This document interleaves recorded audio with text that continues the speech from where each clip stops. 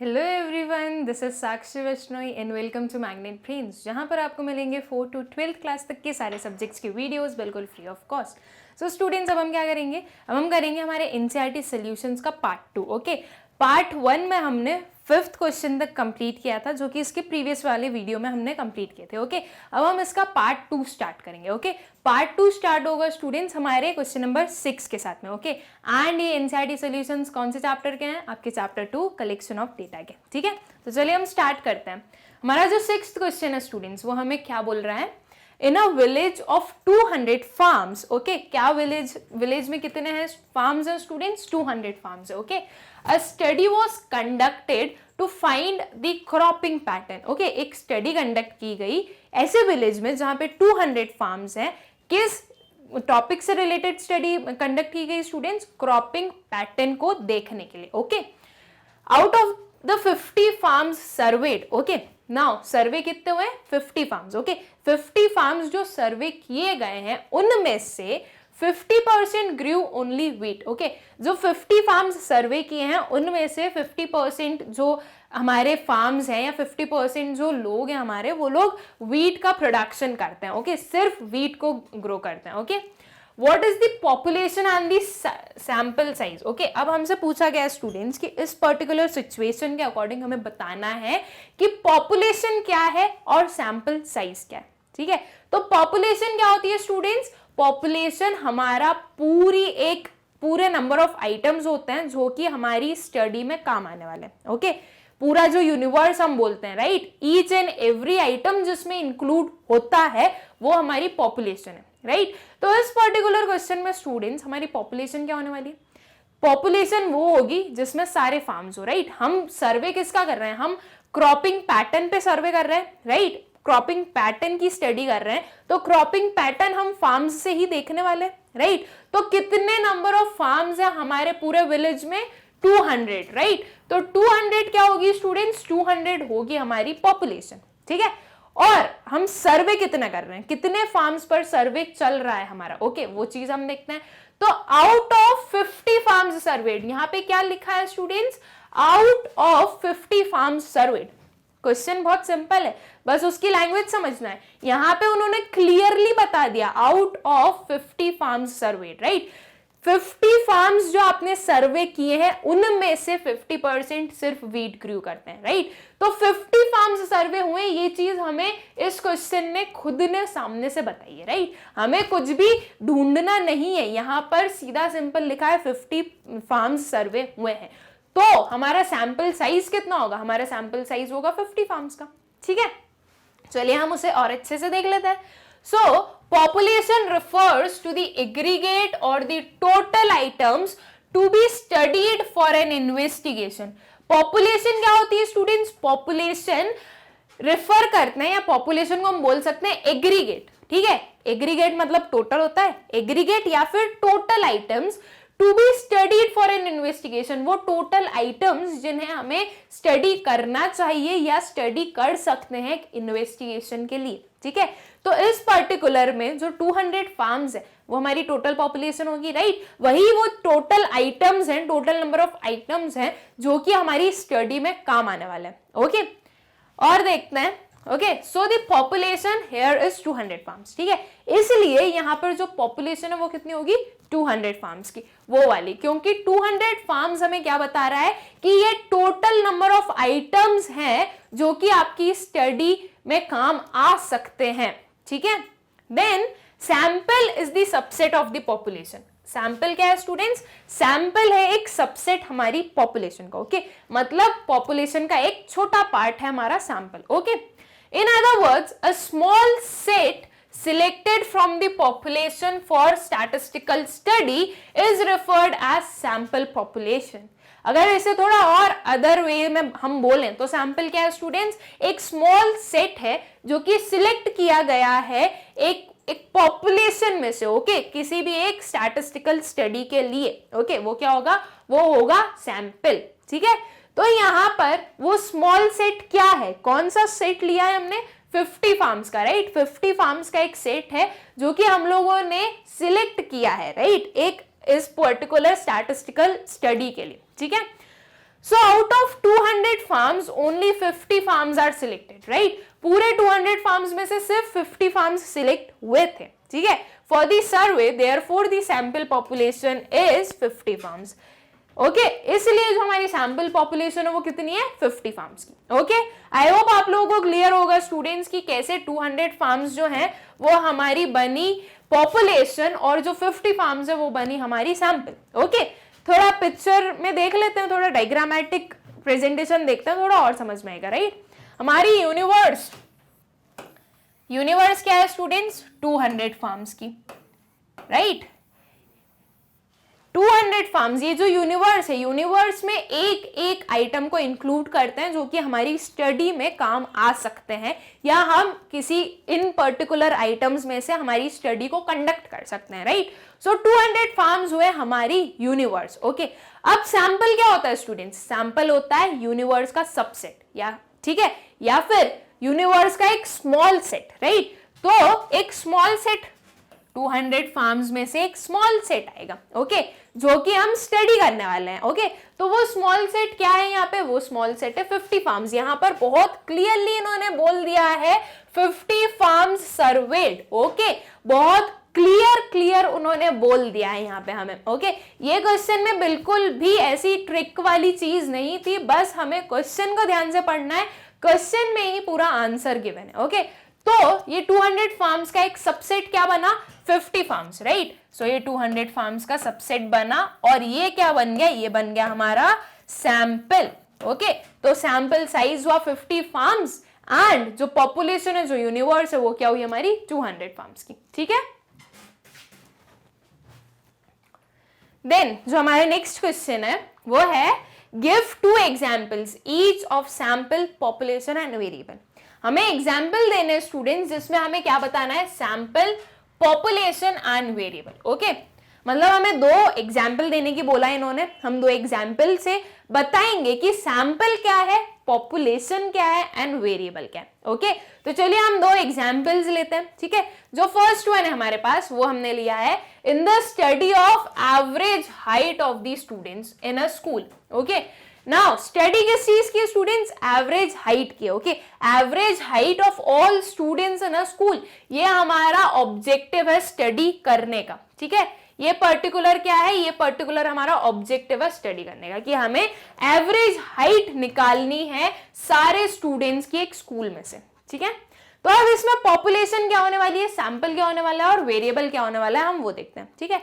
तो students population क्या होगी, पॉपुलेशन होगी सारे पूरी स्कूल के जितने भी स्टूडेंट्स हैं, राइट। क्योंकि यहाँ पे ऑल स्टूडेंट्स बोला गया है, तो ऑल स्टूडेंट्स मतलब पूरे आपकी स्कूल में जितने भी स्टूडेंट्स हैं वो सारे आपकी पॉपुलेशन होगी, right. So population would be all the students in the school. Population क्या हुई, all the students in the school, ठीक है। Sample would be number of students selected. Sample क्या होगा स्टूडेंट्स, सैंपल होगा number of students selected for the survey, okay. यही होता है ना सैंपल, तो कि आप जितने को सिलेक्ट कर रहे हो सर्वे कंडक्ट करने के लिए, राइट, वो होते हैं हमारे सैंपल्स। तो सैंपल क्या हुआ, सैंपल हुआ नंबर ऑफ स्टूडेंट्स सिलेक्टेड, ठीक है, for the survey. And variable would be the height of students. Variable क्या होगी स्टूडेंट्स, हाइट ऑफ स्टूडेंट्स। आप किस चीज को मेजर करना चाहते हो, राइट, वो वेरिएबल होगी। तो हाइट ऑफ स्टूडेंट्स क्या हो गई, आपका वेरिएबल हो गया। तो इस पर्टिकुलर एग्जाम्पल में हमने बता दिया कि पॉपुलेशन क्या होगी, ओके, देन सैंपल क्या होगा एंड हाइट, वेरिएबल क्या होगा, ओके। अब अगर इसे हम नंबर्स के टर्म में देखें, ओके, मान लीजिए जो टोटल नंबर ऑफ स्टूडेंट्स हैं आपकी स्कूल में, ओके, वो कितने हैं,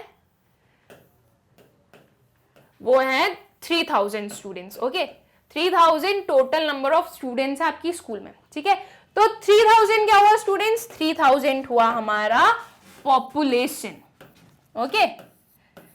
अब इस 3000 में से आपको एवरेज हाइट देखनी है, तो आप पूरे 3000 स्टूडेंट्स की तो कैलकुलेट नहीं करोगे कि भाई एक एक की हमने हाइट कैलकुलेट की, फिर हमने पूरे 3000 स्टूडेंट्स की एवरेज कैलकुलेट की, नहीं। आपको एवरेज हाइट कैलकुलेट करनी है, तो आपने कुछ नंबर्स ले लिए, ओके। कुछ 3000 में से मान लीजिए आप 1000 स्टूडेंट्स को ले रहे हैं, सिलेक्ट कर रहे हैं, ओके। कि उनकी हम एवरेज हाइट कैलकुलेट करेंगे, तो ये 1000 क्या हुआ, ये 1000 हुआ आपका sample.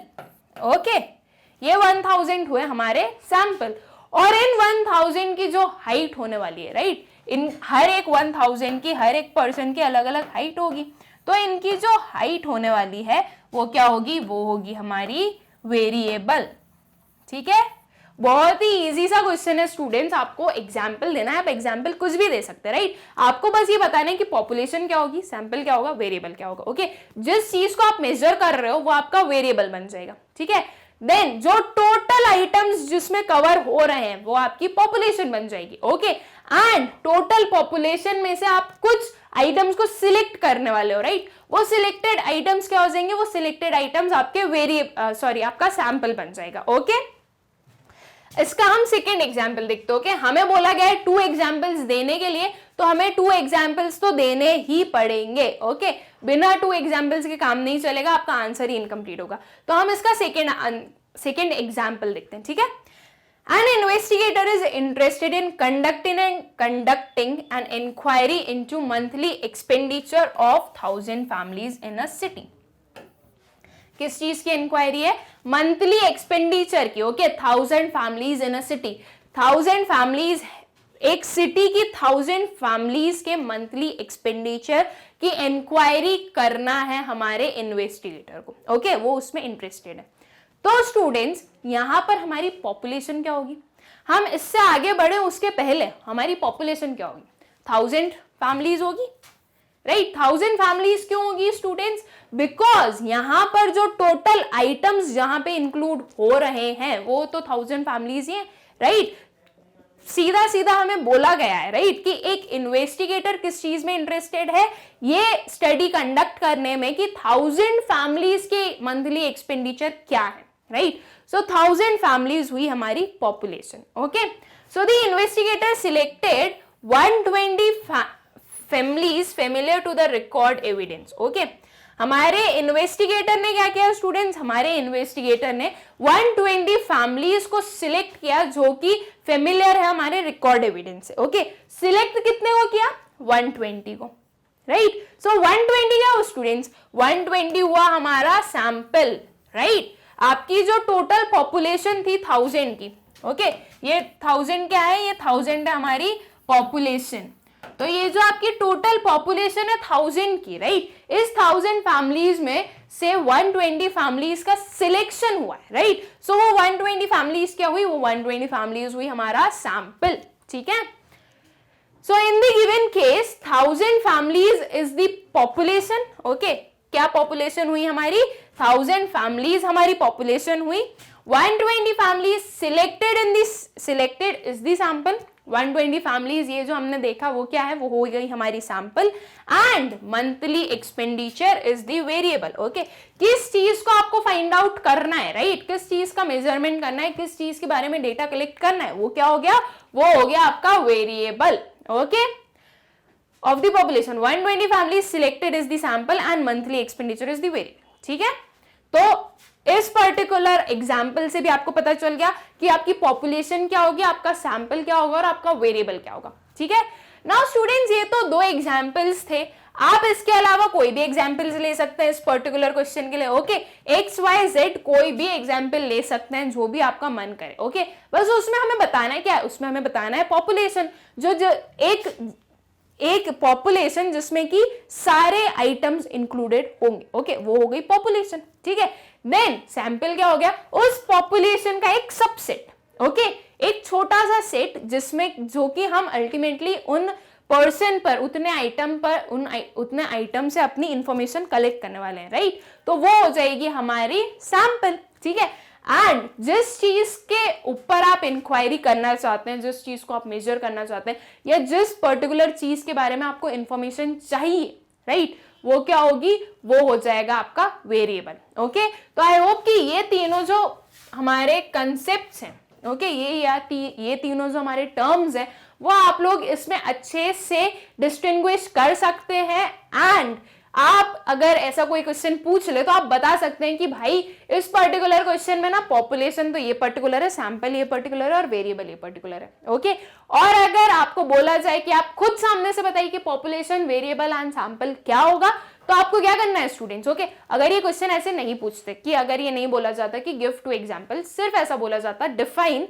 Sample, population and variable. Okay, तो आप क्या करते, आप सबसे पहले डिफाइन करते पॉपुलेशन को, ठीक है, फिर आप डिफाइन करते सैंपल को, फिर आप डिफाइन करते वेरिएबल को। ओके, इनकी डेफिनेशन के साथ में इनको डिफाइन करते। Okay, and at the last क्या करते हैं स्टूडेंट्स, एट द लास्ट एक एग्जाम्पल फ्रेम करते। ओके, उस एग्जाम्पल में बताते हैं कि आपकी पॉपुलेशन क्या है, आपकी सैंपल क्या है, आपका वेरिएबल क्या है। ठीक है, अगर आप सिर्फ स्टूडेंट्स इनकी डेफिनेशन लिखकर आएंगे तो आंसर तो सही होगा, लेकिन अगर आप उसके साथ में कोई एग्जाम्पल लिखकर आ गए तो वो आंसर बहुत ज्यादा सही हो जाएगा। ओके, एक एग्जामिनर या जो आपका चेक करने वाला है ना, उनके ऊपर बहुत ज्यादा इफेक्ट पड़ेगा आपके उस पर्टिकुलर आंसर से। ओके, तो जहां पर रिक्वायर्ड हो और जहां पर पॉसिबल हो हमें एग्जाम्पल्स का यूज कर लेना चाहिए, जहां पर पॉसिबल हो हमें फ्लो चार्ट्स ड्रॉ कर देने चाहिए। ओके, या फिर ग्राफ्स फॉर्म कर देने चाहिए। ओके, जहां जहां पर जो आप पॉसिबिलिटी हो सकती है, ओके, वो सारी चीजें आपको कर देनी चाहिए।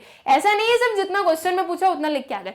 हाँ, अगर क्वेश्चन का वेटेज ज्यादा नहीं है, ओके, मार्क्स का वेटेज ज्यादा नहीं है, अगर 1-2 मार्क्स के क्वेश्चंस हैं तो उसमें बहुत ज्यादा एक्स्ट्रा लिखने की नीड नहीं है। ठीक है, उन क्वेश्चंस में आपको बेफालतू में अपना जो टाइम है वो वेस्ट करने की जरूरत नहीं है। ओके, लेकिन अगर आपके क्वेश्चन का वेटेज ज्यादा है, ओके, मार्क्स का वेटेजेस ज्यादा है, तो आपको थोड़ा अगर आप एक्स्ट्रा भी लिख देंगे ना तो बहुत अच्छा रहेगा वो। ओके, फ्लो चार्ट्स ड्रॉ कर दिए, अच्छे से प्रॉपर्ली नीटली लिखा, जहां पे ग्राफ्स बन सकते बना दिए, टेबल अगर फॉर्म हो सकते तो टेबल फॉर्म कर दिए। ओके, एग्जाम्पल्स के थ्रू समझा दिया, तो क्या होगा, एक एग्जामिनर के ऊपर एक वो बहुत ही पॉजिटिव इफेक्ट डालेगा आपका वो पर्टिकुलर आंसर। ओके, अगर थोड़ा बहुत आप कुछ गलत भी कर दोगे ना तो भी हो सकता है कि वो जो एग्जामिनर है वो आपके प्रेजेंटेशन से खुश हो जाए, या फिर वो ये समझ ले कि नहीं आपको आता है लेकिन वो थोड़ी बहुत मिस्टेक्स तो हो जाती है, तो वो आपको मार्क्स दे दें। ओके, तो ये सारी चीजें अच्छी होती है, एक प्रेजेंटेशन के लिए भी अच्छा होता है कि वो एक अच्छा इफेक्ट पड़ेगा आपके आंसर को देखकर। ओके,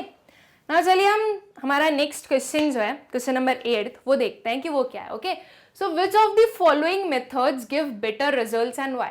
ओके, हमारे पास में 2 मेथड्स गिवन है students, senses and sample. Okay, and हमें ये बोला गया है कि आप हमें ये बताइए कि इन दोनों मेथड्स में से कौन सा मेथड आपको ज्यादा अच्छे रिजल्ट्स देता है। ओके, तो स्टूडेंट्स हमने सेंसेस पढ़ा है, हमने सैंपल पढ़ा है, राइट, हमें पता है दोनों का क्या मतलब होता है। ठीक है, अब दोनों में से ज्यादा अच्छे रिजल्ट्स कौन देता है, चलिए हम वो देख लेते हैं कि कौन देता है। ठीक है, पहले तो हम क्या करेंगे, पहले हम बताएंगे कि सेंसेस और सैंपल क्या होता है, हम खुद समझ लेते हैं। ओके, सेंसेस क्या है स्टूडेंट्स, सेंसेस एक वो स्टडी है जो कि कंडक्ट की जाती है each and every item of the universe को इंक्लूड करके। ठीक है, एंड सैंपल क्या होता है, सैंपल होता है जिसमें कि पूरी जो हमारी सेंसेस है या पूरी जो हमारी पॉपुलेशन है उसके कुछ आइटम्स को सिलेक्ट करके स्टडी करना। ओके, मतलब अगर हम बोले कि ये सेंसेस है हमारा, राइट, ये सेंसेस है, इसमें पूरी पॉपुलेशन इंक्लूडेड है, तो एक छोटा पार्ट जो है वो है हमारा सैंपल।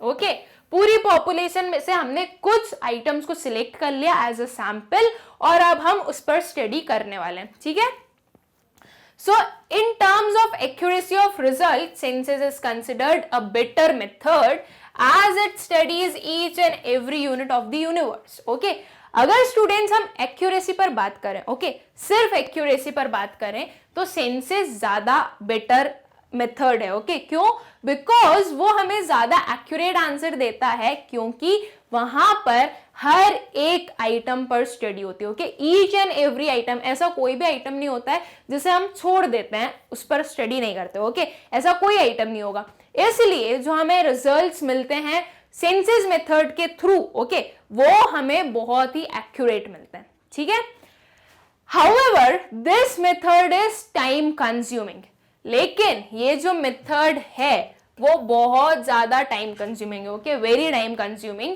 एक्सपेंसिव, ओके, एक्सपेंसिव भी है, and sometimes it is not feasible to use, okay. और कभी कभी क्या होता है कि हम सेंसेस को यूज नहीं कर सकते, वो सही मेथड नहीं होगा यूज करने के लिए, ओके। तो ये कुछ डिसएडवांटेजेस है students apart from this accuracy, okay. हमें पता है भाई सेंसेस जो है ना वो बहुत एक्यूरेट आंसर देता है, लेकिन एक्यूरेसी के अलावा हमारे सेंसेस के मेथड में बहुत सारे डिसएडवांटेजेस भी हैं, ओके। वो बहुत ज्यादा टाइम कंज्यूमिंग है, वो बहुत ज्यादा एक्सपेंसिव है, एंड वो बहुत ज्यादा लार्ज एरिया पर अगर हमारा पॉपुलेशन हो तो हम उसे यूज नहीं कर सकते, ओके। ये कुछ इसके ड्रॉबैक्स हैं, एंड इसके कारण जो हमारा सैम्पलिंग मेथड है वो आता है पिक्चर में, ठीक है। इन सारे ड्रॉबैक्स के कारण, ओके, हमारा सैम्पलिंग आया हमारे पिक्चर में, ओके। हमारे सैम्पलिंग ने बोला कि हाँ ठीक है, in terms of accuracy senses ज्यादा बेटर है, लेकिन अगर उसके अलावा हम देखें तो सैम्पलिंग ज्यादा बेटर है, ओके। और सैम्पलिंग ज्यादा बेटर प्रूव हो गई, ठीक है।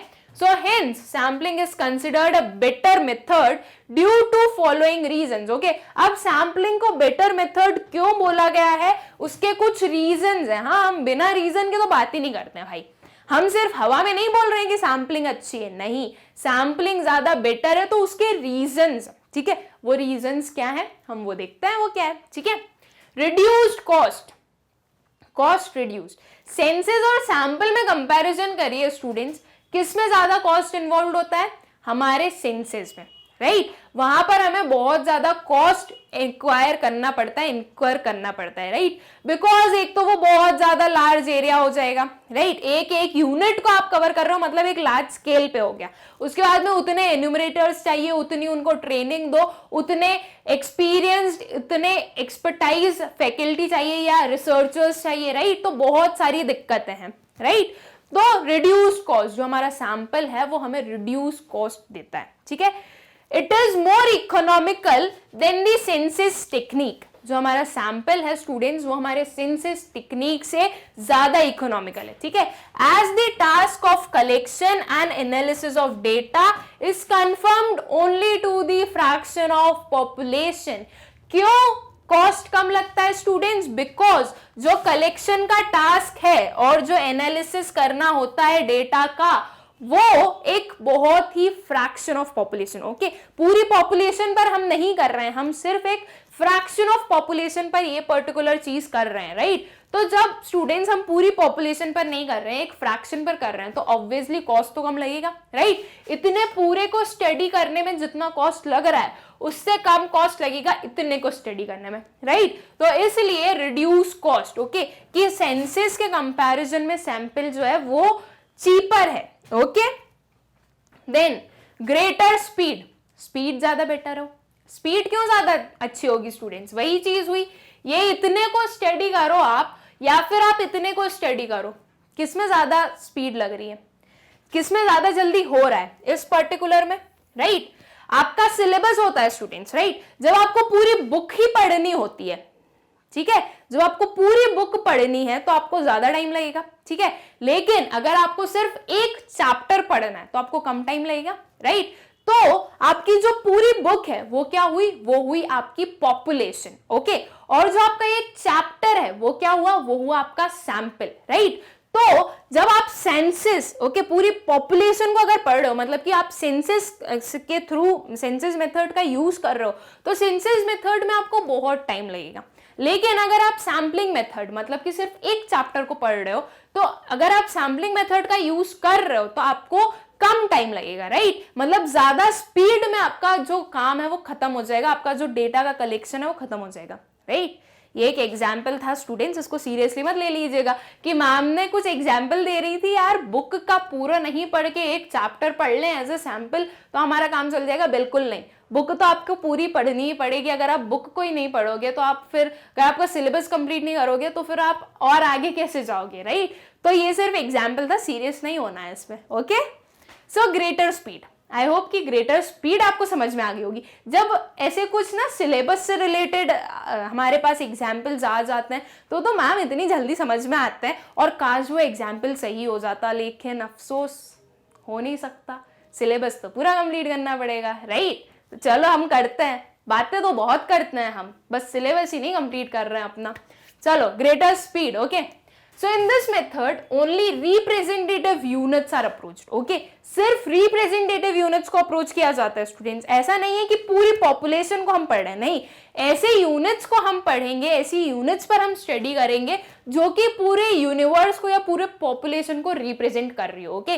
पूरी पॉपुलेशन के जो कैरेक्टरिस्टिक्स हैं वो उस पर्टिकुलर यूनिट्स में है, ओके, जिसे हमने सिलेक्ट किया है, ठीक है। तो यहां पर सिर्फ रिप्रेजेंटेटिव यूनिट्स को अप्रोच किया जाता है। As a result sample investigation can be done at greater speed, okay. इस कारण से जो आपका सैंपल इन्वेस्टिगेशन है स्टूडेंट्स, वो ग्रेटर स्पीड पर परफॉर्म हो सकता है, ओके, क्योंकि आपको इतनी सारे की स्टडी नहीं करना है, आपको सिर्फ एक छोटे से अमाउंट की स्टडी करना है, ओके। तो स्पीड तो ग्रेटर होगी ही, ठीक। ग्रेटर एक्यूरेसी, ग्रेटर एक्यूरेसी कैसे होगी स्टूडेंट्स, देखते हैं। When sampling is conducted scientifically and carefully, okay, अगर सैम्पलिंग को आप अच्छे से केयरफुली और साइंटिफिकली अगर कंडक्ट कर रहे हो, so it gives more accuracy as compare to sample procedure. तो वो जो आपका सैम्पलिंग है वो आपको ज्यादा एक्यूरेसी देगा as compare to your census procedure, okay. तो यहां पर हम ग्रेटर एक्यूरेसी भी देख सकते हैं। और इसी के साथ में स्टूडेंट्स एक और चीज होती है कि अगर कुछ एरर हो जाए, कुछ मिस्टेक हो जाए, तो आप जो सैम्पलिंग है उसमें उस पर्टिकुलर एरर को आइडेंटिफाई कर सकते हो और उसे सही कर सकते हो, ओके, और आपका जो रिजल्ट है वो ज्यादा एक्यूरेट आएगा। लेकिन अगर सेंसस के टाइम पर, ओके, सेंसस मेथड में कुछ एरर हो जाए या कुछ मिस्टेक आ जाए, तो आप उसे आइडेंटिफाई नहीं कर पाते हो, बिकॉज एरर कहां से जनरेट हुआ है इस चीज को नहीं समझ पा रहे हो आप, ठीक है। लेकिन अगर एरर सैम्पलिंग में हुआ है तो हमें तो वैसे ही पता है ना कि इतना ही तो अमाउंट पढ़ना है हमें वापस, राइट, इतने अमाउंट के हम वापस स्टडी करेंगे, इतने ही रिप्रेजेंटेटिव्स हैं हमारे, तो इतने में हमें पता चल जाएगा कि एरर कहां से जनरेट हुआ है और वो एरर हम वापस ठीक कर सकते हैं। तो हमारा जो कंक्लूजन आने वाला है वो और ज्यादा एक्यूरेट आएगा, ठीक है। ग्रेटर स्कोप, ओके, सैंपल का स्कोप भी ग्रेटर होता है, okay. There can be the investigation where highly trained investigators और specialized equipments are needed to collect the information, okay. ऐसे इन्वेस्टिगेशंस हो सकते हैं स्टूडेंट्स जहां पर हमें बहुत ही हाईली ट्रेन्ड इन्वेस्टिगेटर्स और एक स्पेशलाइज्ड इक्विपमेंट्स की नीड होती है इंफॉर्मेशन को कलेक्ट करने के लिए, ठीक है। In the event of limited availability of such personnel and equipments, the census investigation may become difficult to carry out. In such cases, sampling procedure is more readily adaptable than census method. Okay. ना ऐसी अगर situations आ जाए student जहां पर हमारे investigation में बहुत ही highly trained investigators की नीड हो या फिर बहुत ही स्पेशलाइज्ड इक्विपमेंट्स की नीड हो, ओके, हमें डेटा कलेक्ट करने के लिए, तो ऐसे केसेस में हम सैम्पलिंग मेथड का अच्छे से यूज कर सकते हैं। क्यों स्टूडेंट्स? बिकॉज जो हमारे पास रिसोर्सेज होते हैं वो तो लिमिटेड होते हैं, राइट। सो जो लिमिटेड पर्सनल्स है, ओके, जो लिमिटेड ट्रेन्ड इन्वेस्टिगेटर्स हैं वो सेंसस मेथड में काम नहीं आएंगे, राइट। वो लिमिटेड है तो एक छोटे एरिया पे अच्छे से काम कर देंगे, ओके, इसलिए वो सैंपल में ज्यादा अच्छे से हमें कंक्लूजन्स ड्रॉ करके बता सकते हैं, ओके, डेटा को कलेक्ट कर सकते हैं। और जो हमारे इक्विपमेंट्स हैं वो भी लिमिटेड है, राइट। सो वो जो इक्विपमेंट्स हैं जो कि लिमिटेड हैं तो वो एक वास्ट एरिया पर उनका यूज करना बहुत ही डिफिकल्ट टास्क हो जाएगा, राइट। इसलिए उनका भी एक छोटे लेवल पर अगर हम यूसेज करेंगे तो हमारा डेटा भी कलेक्ट हो जाएगा एंड हमारे जो रिक्वायरमेंट थी कि जो हमारे स्पेशलाइज्ड इक्विपमेंट्स हैं या ट्रेन्ड इन्वेस्टिगेटर्स की नीड है वो भी पूरी हो जाएगी, ठीक है। इसलिए ये जो हमारा सैम्पलिंग मेथड है वो प्रेफर किया जाता है टू आवर सेंसस मेथड, ठीक है। Then administrative convenience, okay, administrative convenience, यहां पर हम किसी को भी हमारी जो प्लानिंग, ऑर्गेनाइजिंग, सुपरविजन है वो कन्वीनियंटली कर सकते हैं एंड किसी को भी अच्छे से बता सकते हैं कि भाई आपको ये काम करना है, आप इस पर्टिकुलर काम को करोगे, आप उस पर्टिकुलर एरिया पर इन्वेस्टिगेशन करने वाले हो, इतनी इतनी इंफॉर्मेशन लाने वाले हो, इस टाइप से हमारे क्वेश्चंस होने वाले। ये सारी चीजों को बताना, ओके, समझाना और सभी को अपना अपना टास्क असाइन करना बहुत ही ईजी होगा, क्योंकि यहाँ पर लिमिटेड स्कोप है, ओके, मतलब लिमिटेड एरिया है हमारे पास में, लिमिटेड रिप्रेजेंटेटिव्स हैं, तो लिमिटेड रिप्रेजेंटेटिव्स के लिए हम कम अमाउंट ऑफ, कम नंबर ऑफ हमारे जो पर्सनल्स हैं उनको ले सकते हैं, इन्वेस्टिगेटर्स हैं उनको ले सकते हैं। अगर यही चीज बहुत ज्यादा वास्ट एरिया पे हो स्टूडेंट्स, तो एडमिनिस्ट्रेशन में बहुत प्रॉब्लम होगी। हम एक अकेला पर्सन बहुत सारे लोगों को एडमिनिस्ट्रेट नहीं कर पाएगा, एक हेड होगा, फिर उसके सब हेड्स होंगे, फिर उसके सब हेड्स होंगे, तो ऐसे करके बहुत ज्यादा एडमिनिस्ट्रेशन हो जाएगा, ओके। एंड अगर कहीं पर भी कुछ भी एक हम मिस्टेक देख रहे हैं तो उस चीज को हम आइडेंटिफाई नहीं कर पाएंगे, बिकॉज बहुत ज्यादा कंजस्टेड हो जाएगा, वो कंफ्यूजिंग हो जाएगा कि भाई कहां से क्या गलती हो रही है, ओके। इसलिए जो हमारा सैम्पलिंग मेथड है वो ज्यादा सही है, ज्यादा बेटर है हमारे सिंथेसिस मेथड से, ठीक है। So in case of sampling, scale of operation remains at low level. Okay, जो हमारी sampling है students, उसमें जो scale of operation है वो एक low level पर रहता है, ठीक है। So planning, organizing and supervision can be conveniently managed. Okay, इसके कारण, ओके, क्योंकि यहाँ पर एक जो ऑपरेशन है वो लो लेवल पर रहेगा, इसके कारण जो हमारी प्लानिंग, ऑर्गेनाइजेशन और सुपरविजन है वो कन्वीनियंटली मैनेज हो सकती है, ओके, उसे बहुत इजी वे में हम उसे मैनेज कर सकते हैं, ठीक है, which leads to administrative convenience। और जब हम किसी को सुपरवाइज या किसी भी चीज को प्लान या ऑर्गेनाइज अच्छे से कर पा रहे हैं, तो इसका मतलब क्या कि एडमिनिस्ट्रेटिव कन्वीनियंस है यहाँ पर हमें बहुत ज्यादा सब हेड्स की जरूरत नहीं है स्टूडेंट्स, ओके। यहाँ पर थोड़े लोगों में भी हम अच्छे से एडमिनिस्टर कर सकते हैं, ओके। एंड जब बहुत ज्यादा सब हेड्स नहीं होते हैं ना, तो वो चीज ज्यादा सही होती है कि हेड से, अगर कोई हेड है तो उससे जो अल्टीमेट जो हमारे इन्वेस्टिगेटर या जो भी पर्सन काम करने वाला है, ओके, उस तक इंफॉर्मेशन को पहुंचाने में ज्यादा टाइम नहीं लगता। लेकिन वही चीज अगर हम देखें सेंसेस में, तो क्या होगा, यहाँ पे और सब हेड जाएंगे, फिर इनके सब हेड जाएंगे, राइट, फिर इनके सब हेड जाएंगे और शायद फिर इनके ये जो अल्टीमेट होंगे। तो अगर इन्होंने कुछ इंफॉर्मेशन दी है तो उसको पहले इतनी पूरी जगह पर मूव करना पड़ेगा, तब जाकर जो अल्टीमेट इन्वेस्टिगेटर होगा हमारा, उसके पास वो इंफॉर्मेशन पहुंचेगी, ओके।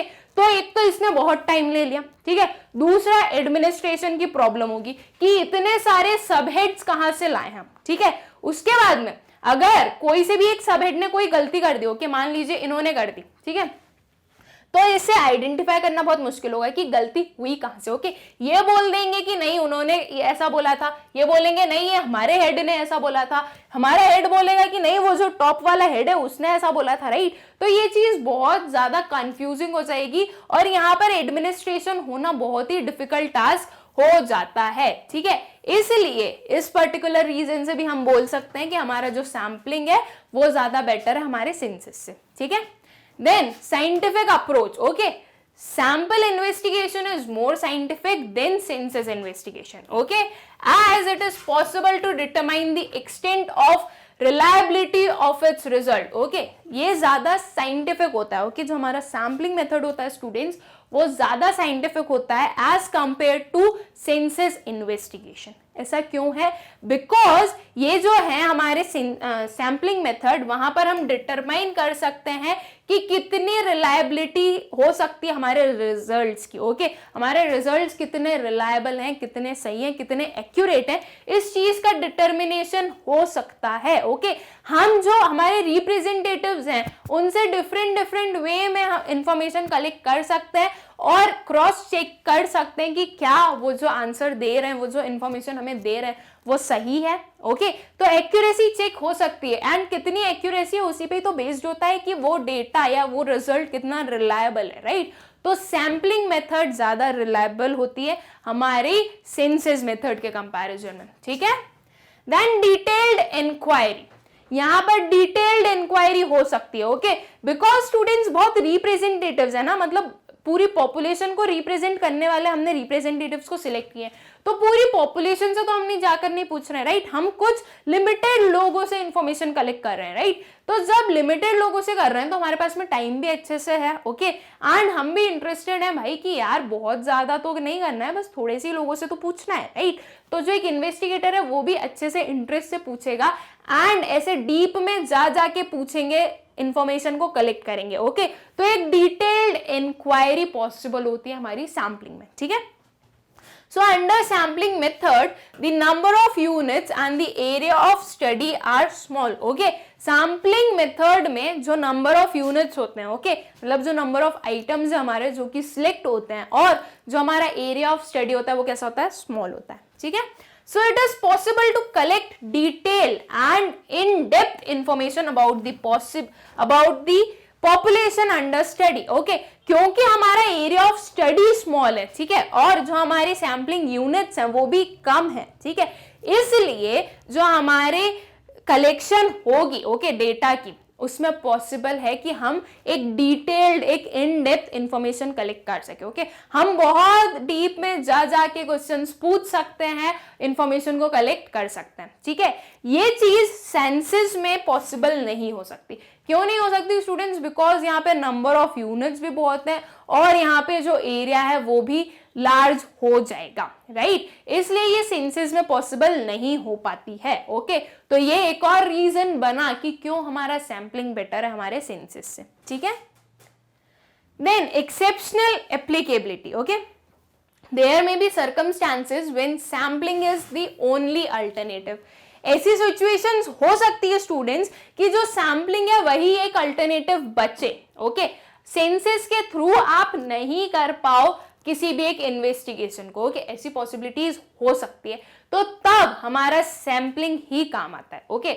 ऐसी चीजें, ऐसी बिल्कुल सिचुएशंस आती है स्टूडेंट्स, एंड ऐसी बात नहीं है कि हम ये बोल दें कि ऐसी भी सिचुएशंस तो आ सकती है मैडम कि सैम्पलिंग का यूज नहीं कर सकते, सिर्फ सेंसस से ही कैलकुलेट, सिर्फ सेंसस के थ्रू ही हम कलेक्ट कर सकते हैं हमारे डेटा को। तो ऐसा नहीं है स्टूडेंट्स, ऐसी कोई सिचुएशन होती नहीं कि जहां पे सैम्पलिंग यूज ना हो पाए, ओके, और सेंसस हो जाए। जहां पर आप सेंसस के थ्रू इंफॉर्मेशन को कलेक्ट कर रहे हो ना, वहां पर आप सैम्पलिंग के थ्रू भी कर सकते हो, लेकिन आप सेंसस का यूज कर रहे हो तो आपके अलग रीजंस हैं कि आपको एकदम एक्यूरेट चाहिए या फिर एकदम सीक्रेसी रखनी है या कुछ एकदम जिससे आपको इंफॉर्मेशन चाहिए उसी से चाहिए, तो उसके जो एडवांटेजेस है वो हो सकते हैं, ठीक है। लेकिन ऐसा कोई एक्सेप्शन नहीं होता कि सैम्पलिंग यूज नहीं हो सकती, सेंसस ही यूज होगा, नहीं होता, ठीक है। लेकिन ऐसा तो एक्सेप्शन होता है कि कुछ स्टडीज ऐसी होती है जहां पर सेंसस यूज नहीं हो सकता लेकिन सैंपल यूज हो सकता है, ठीक है। So for example, if the size of the population is infinitely large और the population is spread over a large geographical area, okay, अगर स्टूडेंट्स जो आपकी पॉपुलेशन है, ओके, वो बहुत ही इनफाइनाइटली लार्ज है, ओके, मतलब कि बहुत ही इनफाइनाइट है, आपको पता ही नहीं कि आपकी पॉपुलेशन कितनी लार्ज है, ओके, आपकी कोई लिमिटेड स्कोप नहीं उसका, तो ऐसी पॉपुलेशन पर आप सेंसस का यूज नहीं कर सकते हो। लेकिन अगर वहां पर आपको इन्वेस्टिगेशन करना है तो आप सैम्पलिंग का यूज कर सकते हो, okay. Then it may be difficult to collect information using census method, okay, कि आपकी जो geographical area वो बहुत large है तो आप census का use नहीं कर पा रहे हो, ठीक है। Similarly, when distraction is involved in conducting the inquiry, such as testing explosives, sample method is the only resort in conducting the inquiry, okay। ये भी कुछ reasons होते हैं जहां पर आप सिर्फ sampling का use कर सकते हो, census का use नहीं कर सकते, ठीक है। तो स्टूडेंट्स ये कुछ रीजंस हैं, ठीक है, जो कि हमारी सैम्पलिंग को ज्यादा बेटर बनाते हैं हमारे सेंसस से, ओके। सेंसस में हमें पता है कि हाँ एकदम एक्यूरेट डेटा आपको मिलेगा, एकदम एक्यूरेट इंफॉर्मेशन आपको मिलने वाली है, लेकिन उस पर्टिकुलर एक्यूरेट के अलावा ऐसी बहुत सारी चीजें हैं जो सेंसस को एक बेटर वे नहीं बनाती है, ओके। एंड वो रीजंस हमने पढ़े कि सैम्पलिंग बेटर क्यों है, ठीक है, सेंसस के कंपैरिजन में सैम्पलिंग बेटर क्यों है, ठीक। आई होप कि आप लोगों को अच्छे से क्लियर होगा कि सेंसस से ज्यादा बेटर सैम्पलिंग मेथड क्यों होता है, ओके। अब देखते हैं हम हमारा question number 9, okay. Which of the following error is more serious and why? कौन सा एरर ज्यादा सीरियस है और क्यों। ओके, दो एरर्स हैं students, sampling error and non sampling error. Okay, हमारे पास में दो एरर्स गिवन है, कौन से, sampling and non sampling. Okay, इन दोनों में से ज्यादा सीरियस एरर कौन सा है और क्यों है, ठीक है, यह आंसर हमें देना है। तो स्टूडेंट्स, इफ आप लोगों को याद होगा तो हम लोगों ने पढ़ा था कि जो नॉन सैम्पलिंग एरर होता है वो ज्यादा सीरियस होता है as compare to sampling error. क्यों? बिकॉज सैम्पलिंग एरर को मिनिमाइज किया जा सकता है by increasing the size of the sample. Okay, लेकिन नॉन सैम्पलिंग एरर को मिनिमाइज नहीं किया जा सकता। ओके, अगर आपने आपके पॉपुलेशन का, आपके सैंपल का साइज बढ़ा दिया तो हो सकता है आपका नॉन सैम्पलिंग एरर और ज्यादा बढ़ जाए। ओके, लेकिन सैम्पलिंग एरर जो होता है उसे हम मिनिमाइज कर सकते हैं, ठीक है। इस कारण से हमारा जो नॉन सैम्पलिंग एरर है वो ज्यादा सीरियस एरर होता है, ठीक है।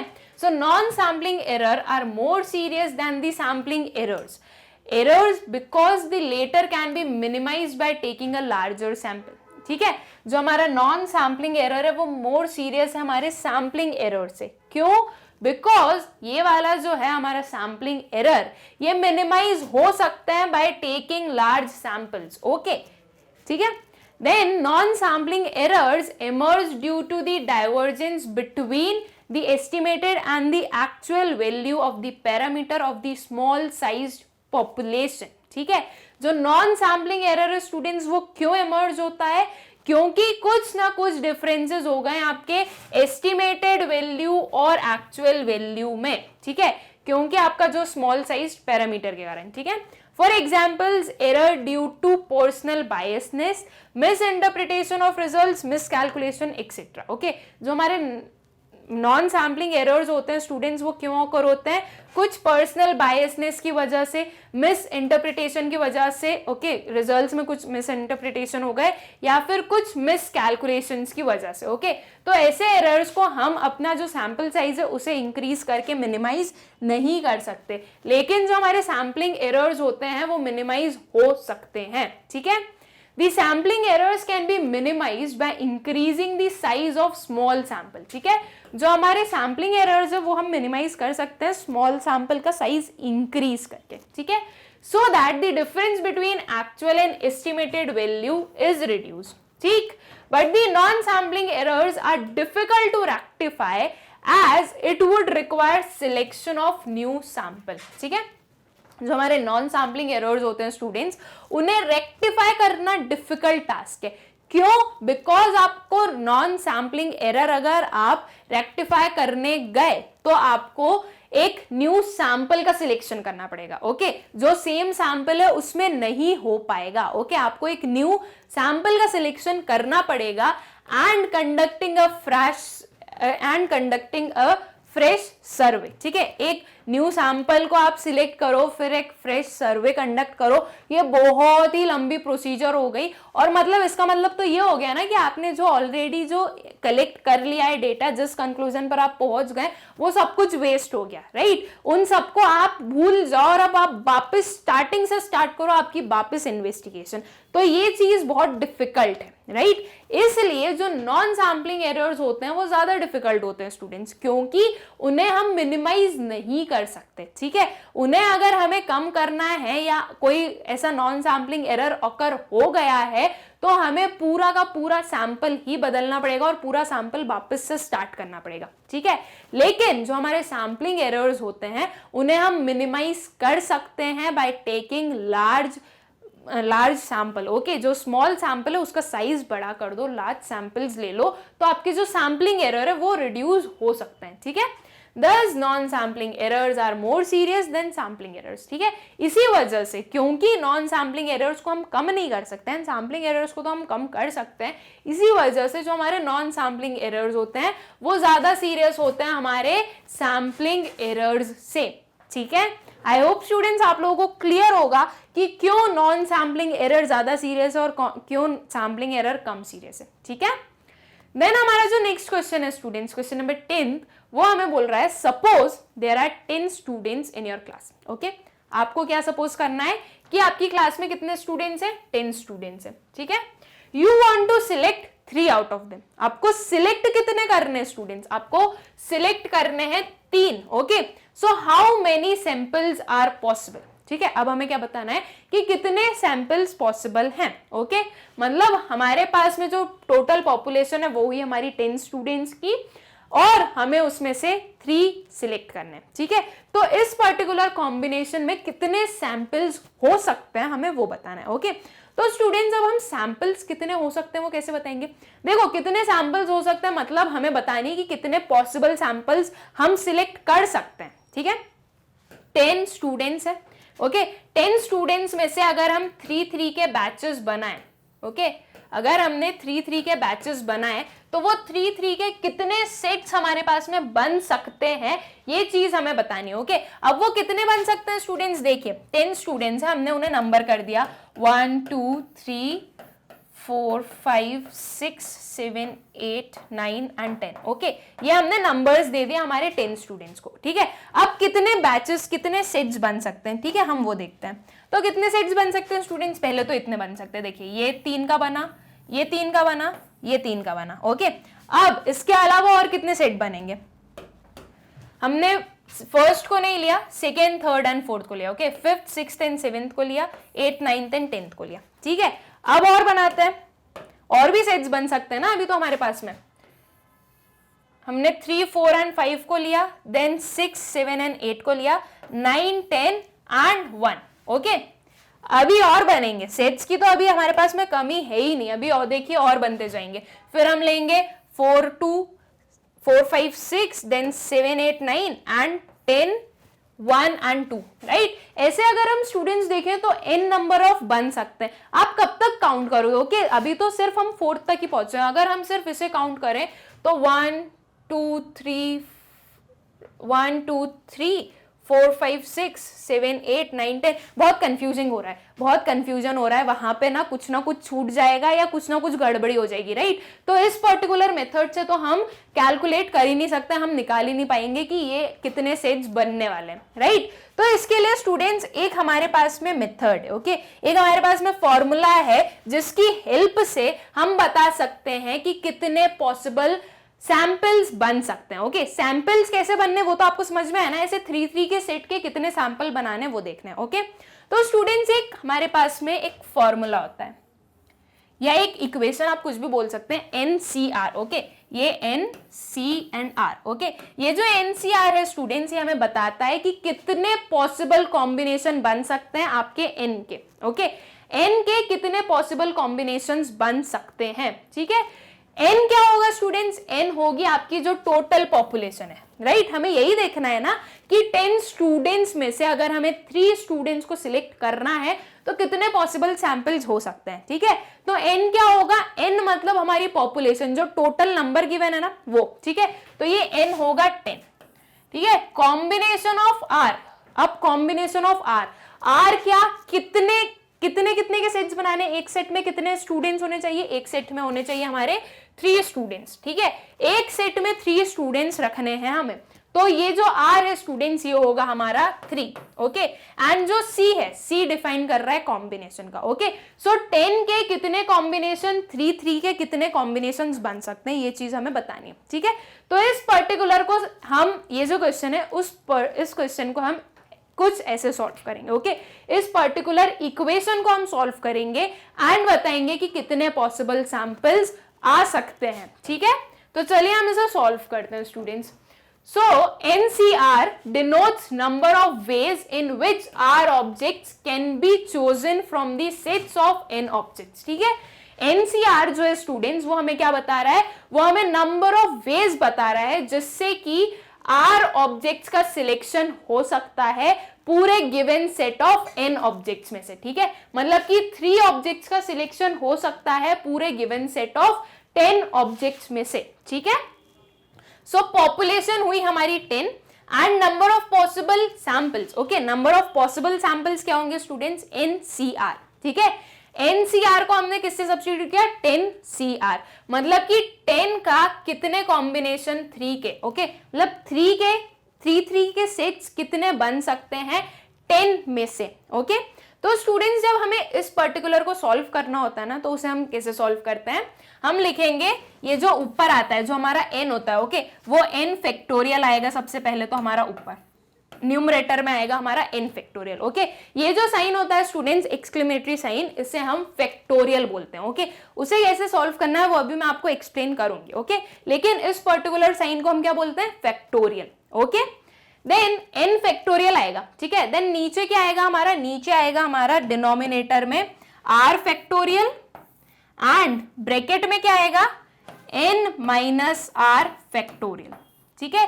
ये पर्टिकुलर फॉर्मूला होता है किस चीज को सॉल्व करने के लिए स्टूडेंट्स, NCR को, ठीक है। ये पर्टिकुलर आप नोट डाउन कर लीजिए, ये जो है इस बॉक्स में, ब्लू बॉक्स में, ये आप नोट डाउन कर लीजिए, ओके। NCR को अगर हमें कैलकुलेट करना है तो हम कैसे करेंगे, n factorial divided by r factorial multiplied by n minus r factorial, ठीक है। अब इसे सॉल्व कैसे करना है वो हम देखते हैं, ओके, कि इस पर्टिकुलर फैक्टोरियल को कैसे सॉल्व किया जाता है, ओके। तो स्टूडेंट्स जो NCR था उसे हमने लिख दिया 10C3, ओके। अब n फैक्टोरियल, n मतलब कि 10 का factorial, okay, so 10 factorial divided by r factorial that is 3 factorial multiplied by n minus r factorial, okay, 10 minus 3 factorial, ठीक है। अब जो फैक्टोरियल होता है उसे कैसे सॉल्व किया जाता है, अब हम वो देखते हैं, okay. Now students 10 factorial given है, ओके। 10 फैक्टोरियल का मतलब होता है कि आपको 10 मल्टीप्लाई करना है, okay, 10 into 9 into 8 into 7 till 1, ठीक है। फैक्टोरियल आ गया है मतलब कि आपको इस पर्टिकुलर नंबर का मल्टीप्लीकेशन करना है टिल 1, ओके। तो हम ऐसे करते हैं, ठीक है। तो ये क्या आएगा, 10 into 9 into 8 into 7 into 6 into 5 into 4 into 3 into 2 and into 1, ठीक है। जो भी नंबर होता है हमें उसका मल्टीप्लिकेशन करना है टिल 1, ठीक है। अगर स्टूडेंट्स यहाँ पे 10 फैक्टोरियल नहीं होता, मान लीजिए अगर यहाँ पे होता 9 फैक्टोरियल, ठीक है, तो 9 फैक्टोरियल कैसे आप निकालते, आप करते 9 इंटू 8 इंटू 7 टिल 1 तक मल्टीप्लिकेशन करना है, ओके। अगर यहाँ पे 50 का फैक्टोरियल होता, ठीक है, अगर 50 का फैक्टोरियल होता तो भी सेम प्रोसीजर होती, 50 इंटू 49 इंटू 48 टिल कहां तक करना है, जब तक हम 1 तक ना पहुंच जाएं, ठीक है। तो जो भी जिस भी चीज का फैक्टोरियल पूछना है हमें उससे प्रीवियस वाले सारे नंबर्स का मल्टीप्लिकेशन करना होता है, ठीक है। तो ये यहां पर है हमारा 10 फैक्टोरियल, ओके। फिर डिवाइड किससे करना है, 3 फैक्टोरियल से, ओके। सो ये 10 फैक्टोरियल तो लिखा हुआ है, ओके। ये जो पर्टिकुलर है इसके डिनोमिनेटर में मैं लिख रही हूं स्टूडेंट्स 3 का फैक्टोरियल, ओके। 3 का फैक्टोरियल कितना होगा, 3 into 2 into 1, okay. I hope आप लोगों को समझ में आ गया होगा स्टूडेंट्स की फैक्टोरियल को कैसे निकाला जाता है, ओके। अगर किसी भी चीज का फैक्टोरियल दिया गया है तो उसे कैसे कैलकुलेट करना है हमें, ओके। सो 3 का फैक्टोरियल क्या होगा, 3, फिर इससे छोटे वाले नंबर इंटू 2 इंटू 1, ठीक है। Then 10 minus 7 factorial, sorry 10 minus 3 factorial. So 10 minus 3 क्या होता है स्टूडेंट्स, 10 माइनस 3 होता है हमारा 7, राइट। तो अब हमें चाहिए 7 का फैक्टोरियल, ठीक है। 10 माइनस 3 क्या हुआ, 7, ओके। सो 7 का फैक्टोरियल, तो चलिए अब हम 7 का फैक्टोरियल भी लिख देते हैं आगे, ओके। ये ब्रैकेट को ब्रैकेट में ही लिखते हैं और यहाँ पे मल्टीप्लीकेशन करेंगे, अभी थोड़ा और ऐसे सिंप्लीफाई करेंगे तो अब अच्छे से समझ में आएगा, ओके। तो अब हम 7 का फैक्टोरियल लिखेंगे, ओके। तो 7 का फैक्टोरियल क्या होने वाला है, 7 into 6 into 5 into 4 into 3 into 2 and into 1, right. यही होगा हमारे 7 का फैक्टोरियल। 7 से छोटे सारे नंबर्स हमें लिखने हैं, राइट। सो 7 का मल्टीप्लीकेशन सारे छोटे नंबर से 1 तक का, ओके। ये हो गया हमारा 7 का फैक्टोरियल, ठीक है। तो ये जो पर्टिकुलर था स्टूडेंट्स, इसको हमने एक ब्रॉड वे में वहां पे लिख दिया कि इसे हम कैसे सॉल्व करेंगे, ठीक है। तो अब इसे कैसे सॉल्व करेंगे, अब ये सब तो लिख दिया, अब क्या आप इन सब का मल्टीप्लीकेशन करने वाले हैं, क्या आप ऐसे करेंगे 10 इंटू 9 फिर 9 इंटू, फिर जो आंसर आएगा दैट इज 90 इंटू 8 फिर इंटू 7 फिर इंटू 6, बहुत लंबा प्रोसीजर है, राइट। करना पड़ता अगर यहाँ पे कुछ कैंसिल नहीं होता तो, लेकिन यहाँ पर कैंसिल हो सकता है स्टूडेंट्स, ओके। ये दोनों डिवाइड में, राइट, ये दोनों इक्वेशंस डिवाइड में, तो यहाँ पर हम कैंसिल भी तो कर सकते हैं। ये जो पर्टिकुलर है स्टूडेंट्स, ये जो ब्रैकेट में है 7 6 5 4 3 2 1, राइट, वही चीज ये ऊपर भी तो है, यहाँ पर 7 6 5 4 3 2 1, राइट। तो ये दोनों हम कैंसिल कर सकते हैं, बिल्कुल कर सकते हैं। तो चलिए हम थोड़ा सा सिंप्लीफाई करते हैं, इसे हम कैंसिल कर देते हैं। तो ये पर्टिकुलर को कैंसिल किया इस पर्टिकुलर से, ठीक है। तो अब हमारे पास में बचा क्या है स्टूडेंट्स, अब हमारे पास में बचा है 10 × 9 × 8 एंड डिनोमिनेटर में बचा है 3 × 2 × 1, ओके। ये दो चीजें, इतनी चीजें बची है, वो जो 7 के बाद वाला था वो तो कैंसिल हो ही गया है, ओके। तो अब इन्हें हम सॉल्व करते हैं, ठीक है। अब स्टूडेंट्स इसका तो और ज्यादा कट शॉर्ट कुछ हो नहीं सकता, राइट, इसे तो हमें सॉल्व भी करना पड़ेगा। हाँ, हो सकता है अगर आप बोलो कि मैम इसको ऐसे कर दो, तो ऐसे बिल्कुल आप कर सकते हो, ठीक है। ये आप कर सकते हो कि आपने 3 और 9 को कैंसिल किया एंड 8 और 2 को कैंसिल किया, ओके। तो अब क्या बचा आपके पास में, अब आपके पास में बचा 10 × 3 × 4, ओके। सो 3 × 4 12 एंड × 10 कितना हुआ 120, ओके। अगर आप इसको कैंसिल नहीं करते तो भी आपका आंसर आ सकता था, ओके। कैसे आता स्टूडेंट्स वो आंसर, सिंपल ही तो था, 10 × 9 × 8 कितना होता 720, राइट, डिवाइडेड बाय 3 × 2 × 1 6, ओके। जब इन दोनों का कैंसिल करोगे तो कितना आ गया 120, ओके। 120 उससे आया, 120 इससे आया, ठीक है। वो तो अब तो कौन सी बात आ गई, कैलकुलेशन वाली बात आ गई, यहां से सब कुछ कैलकुलेशन पर बेस्ड है। अगर इतना समझ में आ गया कि ये क्यों लिखा है हमने, ओके, इस पर्टिकुलर का यूज क्यों किया है, और इस पर्टिकुलर को सॉल्व करने का जो हमारा इक्वेशन होती है, ओके, जो फॉर्मूला होता है वो क्या होता है, ओके, तो वो ये पर्टिकुलर है, ठीक है। तो अब इसके बाद में हमने समझ लिया कि फैक्टोरियल क्या होता है, ठीक है। फैक्टोरियल को हम कैसे सॉल्व करते हैं, उसे इस पर्टिकुलर वे से सॉल्व किया, तो आंसर क्या है स्टूडेंट्स 120। अब ये 120 है क्या, 120 है हमारे number of possible samples, right. हमने ये जो बताया था एनसीआर, वो किसके लिए बताया था, नंबर ऑफ पॉसिबल सैंपल्स के लिए बताया था। तो एनसीआर की जो भी हमारी आने वाली है आंसर, राइट, वो क्या होगा, हमारे नंबर ऑफ पॉसिबल सैंपल्स होंगे, ठीक है।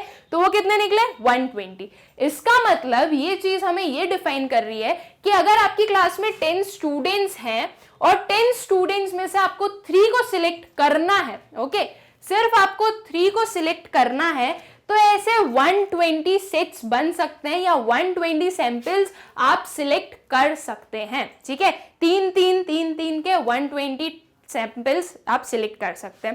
एंड इस 120 में स्टूडेंट्स एक भी सैंपल ऐसा नहीं होगा जिसमें कि सेम नंबर्स रिपीट हो रहे हो, मतलब कि सेम सैंपल्स नहीं होंगे, सारे 120 सैंपल्स में अलग अलग कॉम्बिनेशन होगा, ठीक है। अब अगर आप खुद समझिए, ये 120 थे, अगर हम उस पर्टिकुलर वे से जो हमने स्टार्टिंग में सोचा था कि हम उस पर्टिकुलर वे से सॉल्व करके देखें या कैलकुलेट कर लें, काउंट कर लें कि कितने हमारे पॉसिबल वेज हो सकते हैं या कितने पॉसिबल सैंपल्स हो सकते हैं, अगर हम वैसे करते तो क्या आप 120 तक पहुंच पाते, नहीं पहुंच पाते। आप कुछ बता देते 10-20, राइट, कि 20 या 30 कुछ सैंपल्स हम सिलेक्ट कर सकते हैं, राइट, लेकिन करेक्ट आंसर क्या है 120। इसलिए इस पर्टिकुलर क्वेश्चन को हमें इस पर्टिकुलर फॉर्म में सॉल्व करना पड़ा, ओके। हमें कॉम्बिनेशन देखना था तो हमने एनसीआर के थ्रू इस पर्टिकुलर का आंसर निकाला, okay. And I hope students कि आप लोगों को क्लियर होगा कि कैसे निकाला। मुझे पता है ये चीज आप लोगों के लिए न्यू है, ये शायद आप लोगों ने नहीं पढ़ी होगी, ओके।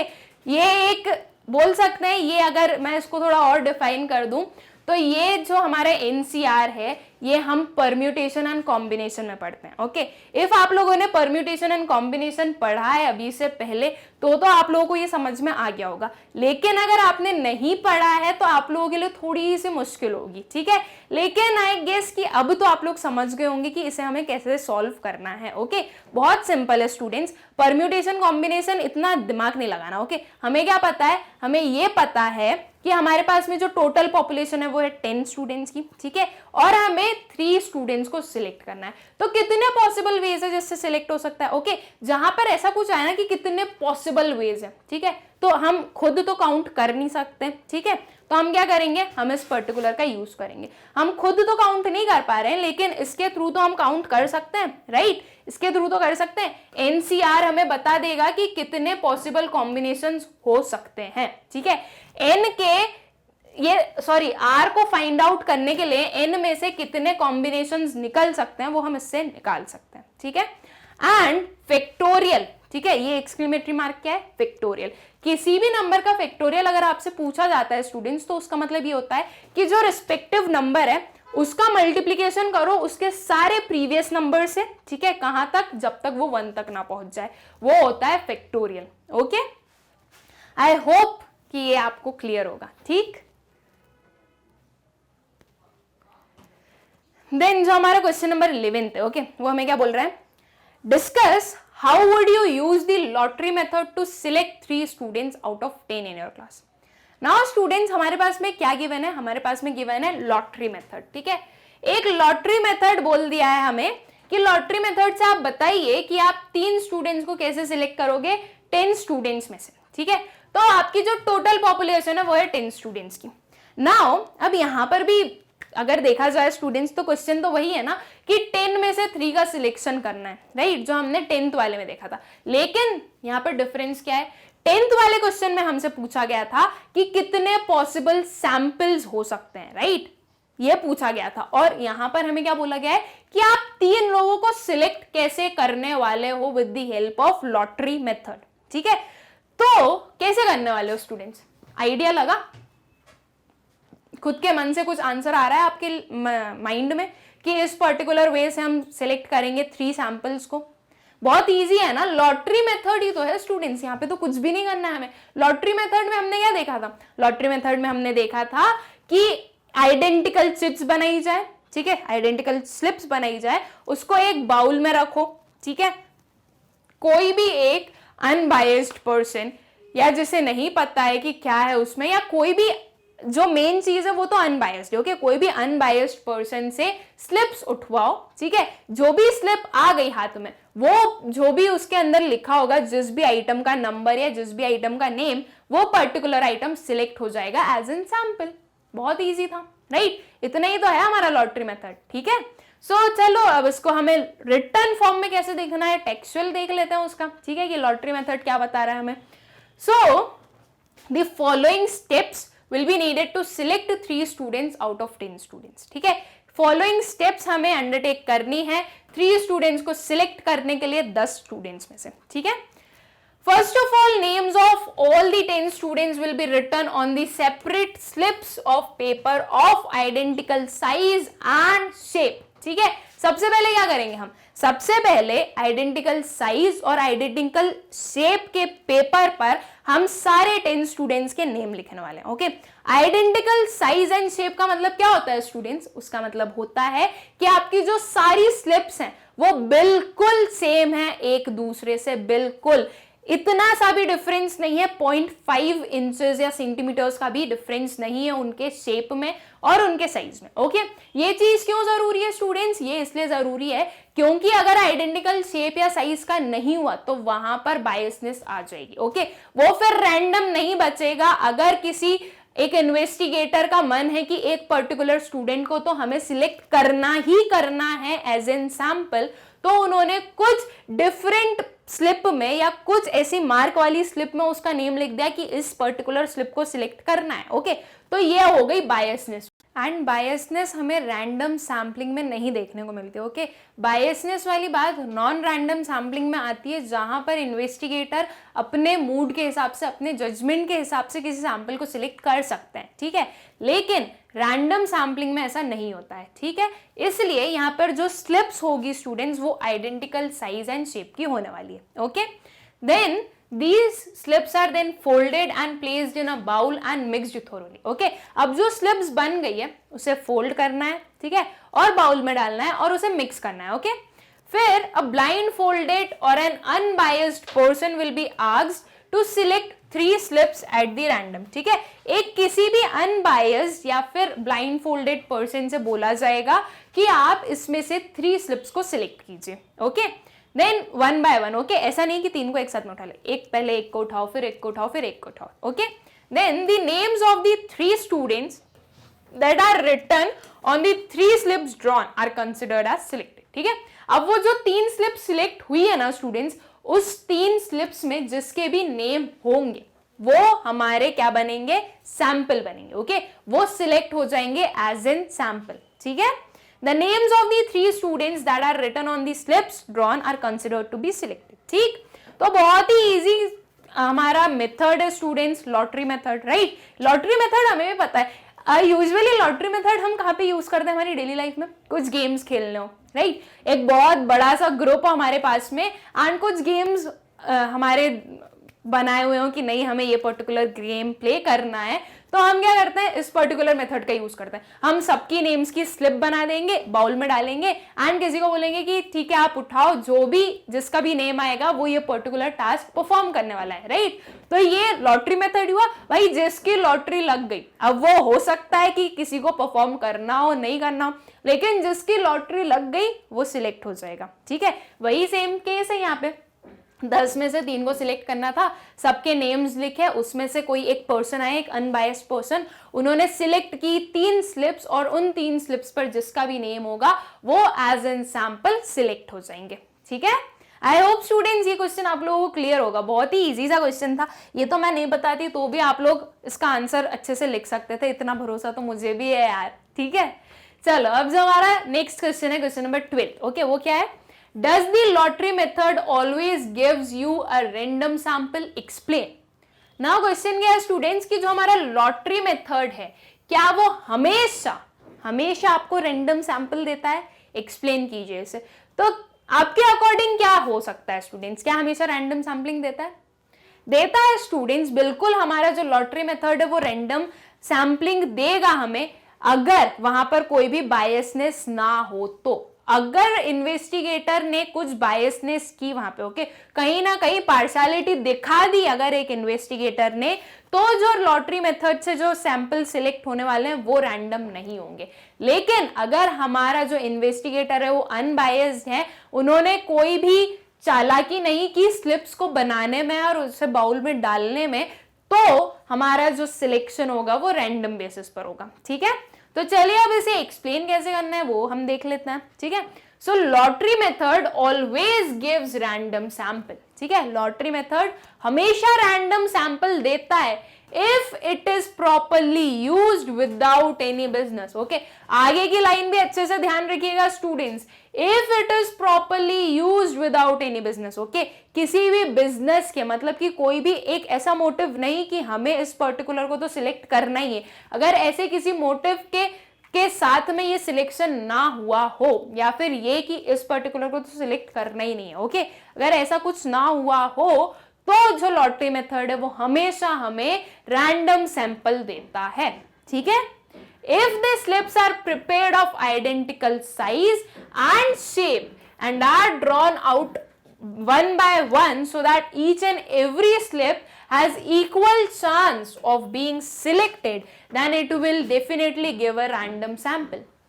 जो हमारी स्लिप्स हैं स्टूडेंट्स, वो अगर एकदम आइडेंटिकल साइज और आइडेंटिकल शेप की है और वो अगर ड्रॉ की जा रही है हमारे बाउल में से 1 by 1। ओके, 1 by 1 का क्यों यहाँ पे बोला गया है स्टूडेंट्स, क्योंकि अगर आपने 3 को एक साथ में, या फिर जितने भी आपको सैंपल्स चाहिए, जितने भी सैंपल्स चाहिए उतनी स्लिप्स अगर आपने एक साथ में कलेक्ट कर ली, तो हर एक के पास में इक्वल चांस नहीं होगा सिलेक्ट होने का। ओके, जो एक बार में सिलेक्ट हो गई वही सिलेक्ट हो जाएगी, राइट। लेकिन यहाँ पर हमें क्या देखना रहता है रैंडम सैंपल में, कि हर एक आइटम के पास में इक्वल चांस है सिलेक्ट होने का। ओके, तो पहले एक को सिलेक्ट की, वो निकल गई, ठीक है, फिर दूसरे को सिलेक्ट करो। जब आप दूसरी बार सिलेक्ट करने जाओगे तो सारे आइटम्स के पास में इक्वल चांस है कि कोई भी सिलेक्ट हो सकता है, राइट। फिर जब आप थर्ड को सिलेक्ट करने जाओगे तो फिर से वही चीज हुई कि सारे सैंपल्स के पास में, सारे आइटम्स के पास में इक्वल चांस है कि वो सिलेक्ट हो सकते हैं। ठीक है, ऐसा जितने सैंपल्स आपको चाहिए वो चलता रहेगा। ठीक है, तो ऐसा क्यों करना है 1 by 1, ताकि हर एक आइटम के पास में इक्वल चांस हो सिलेक्ट होने का। ठीक है, अगर ऐसा होगा तो ये जो हमारे लॉटरी मेथड के थ्रू सैंपल कलेक्ट होने वाले वो डेफिनेटली हमें रैंडम सैंपल देंगे। ठीक है, however the lottery method will not give a random sample in following cases। कुछ फॉलोइंग केसेस है स्टूडेंट्स, उसमें जो हमारा लॉटरी मेथड है वो हमें रैंडम सैंपल्स नहीं देगा, ठीक है। वो रीजंस क्या है वो हम देख लेते हैं, वो केसेस क्या हो सकते हैं। If the slips are not made of identical size and it is possible to identify the names और numbers on the slips, okay.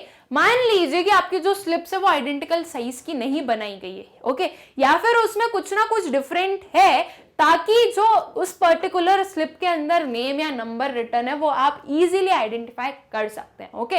अगर ऐसा कोई सा केस आ जाए स्टूडेंट्स, तो हमारे जो सैंपल्स हैं वो रैंडम सैंपल नहीं रहेंगे, ओके, वो रैंडम नहीं रहेंगे, क्योंकि पहले से ही डिफाइन कर लिया ना एक इन्वेस्टिगेटर ने कि ये पर्टिकुलर हमारे होने चाहिए सैंपल में इंक्लूड, राइट।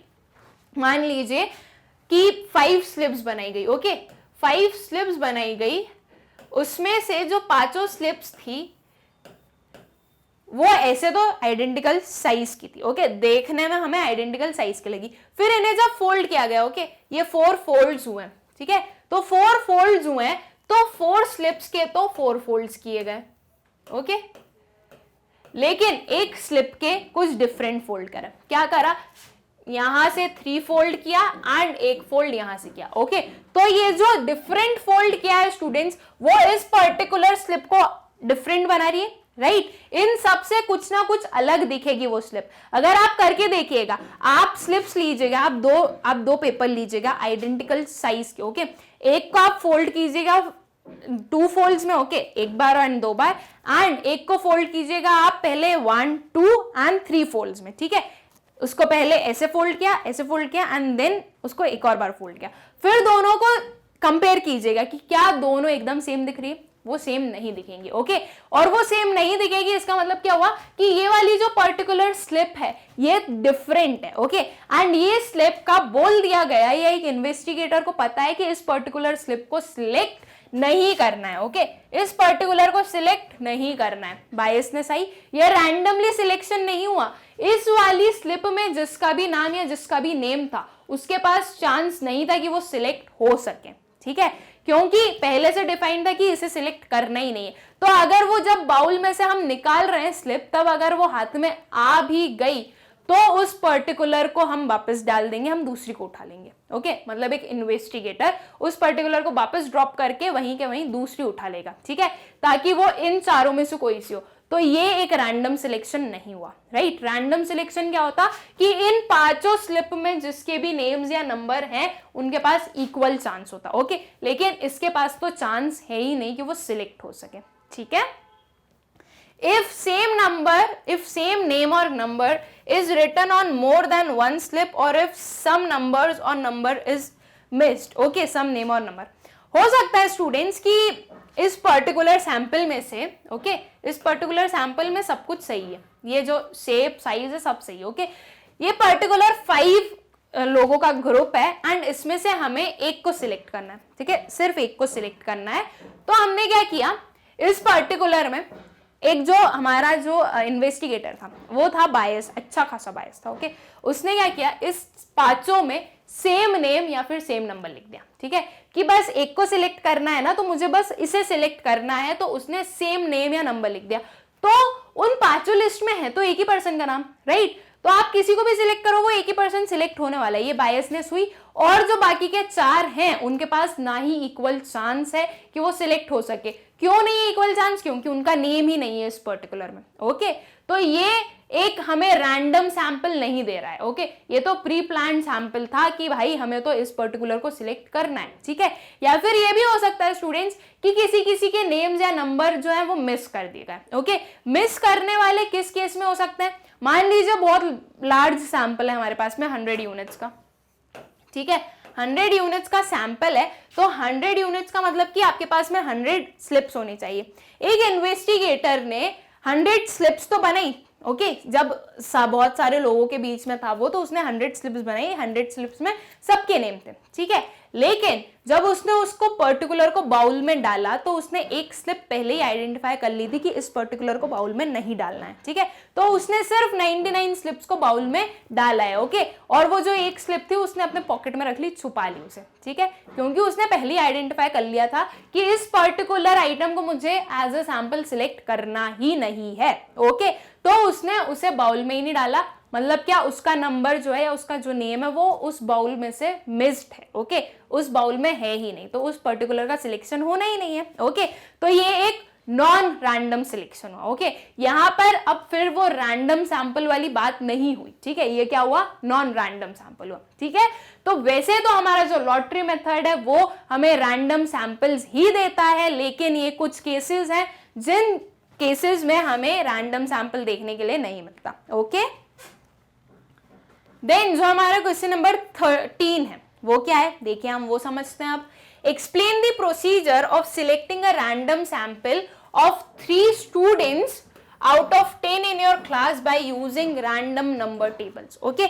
now students हमें random number tables के थ्रू ये एक्सप्लेन करना है कि क्या प्रोसीजर होगी 10 स्टूडेंट्स में से 3 स्टूडेंट्स को सिलेक्ट करने की, ओके, रैंडम नंबर टेबल के through, okay.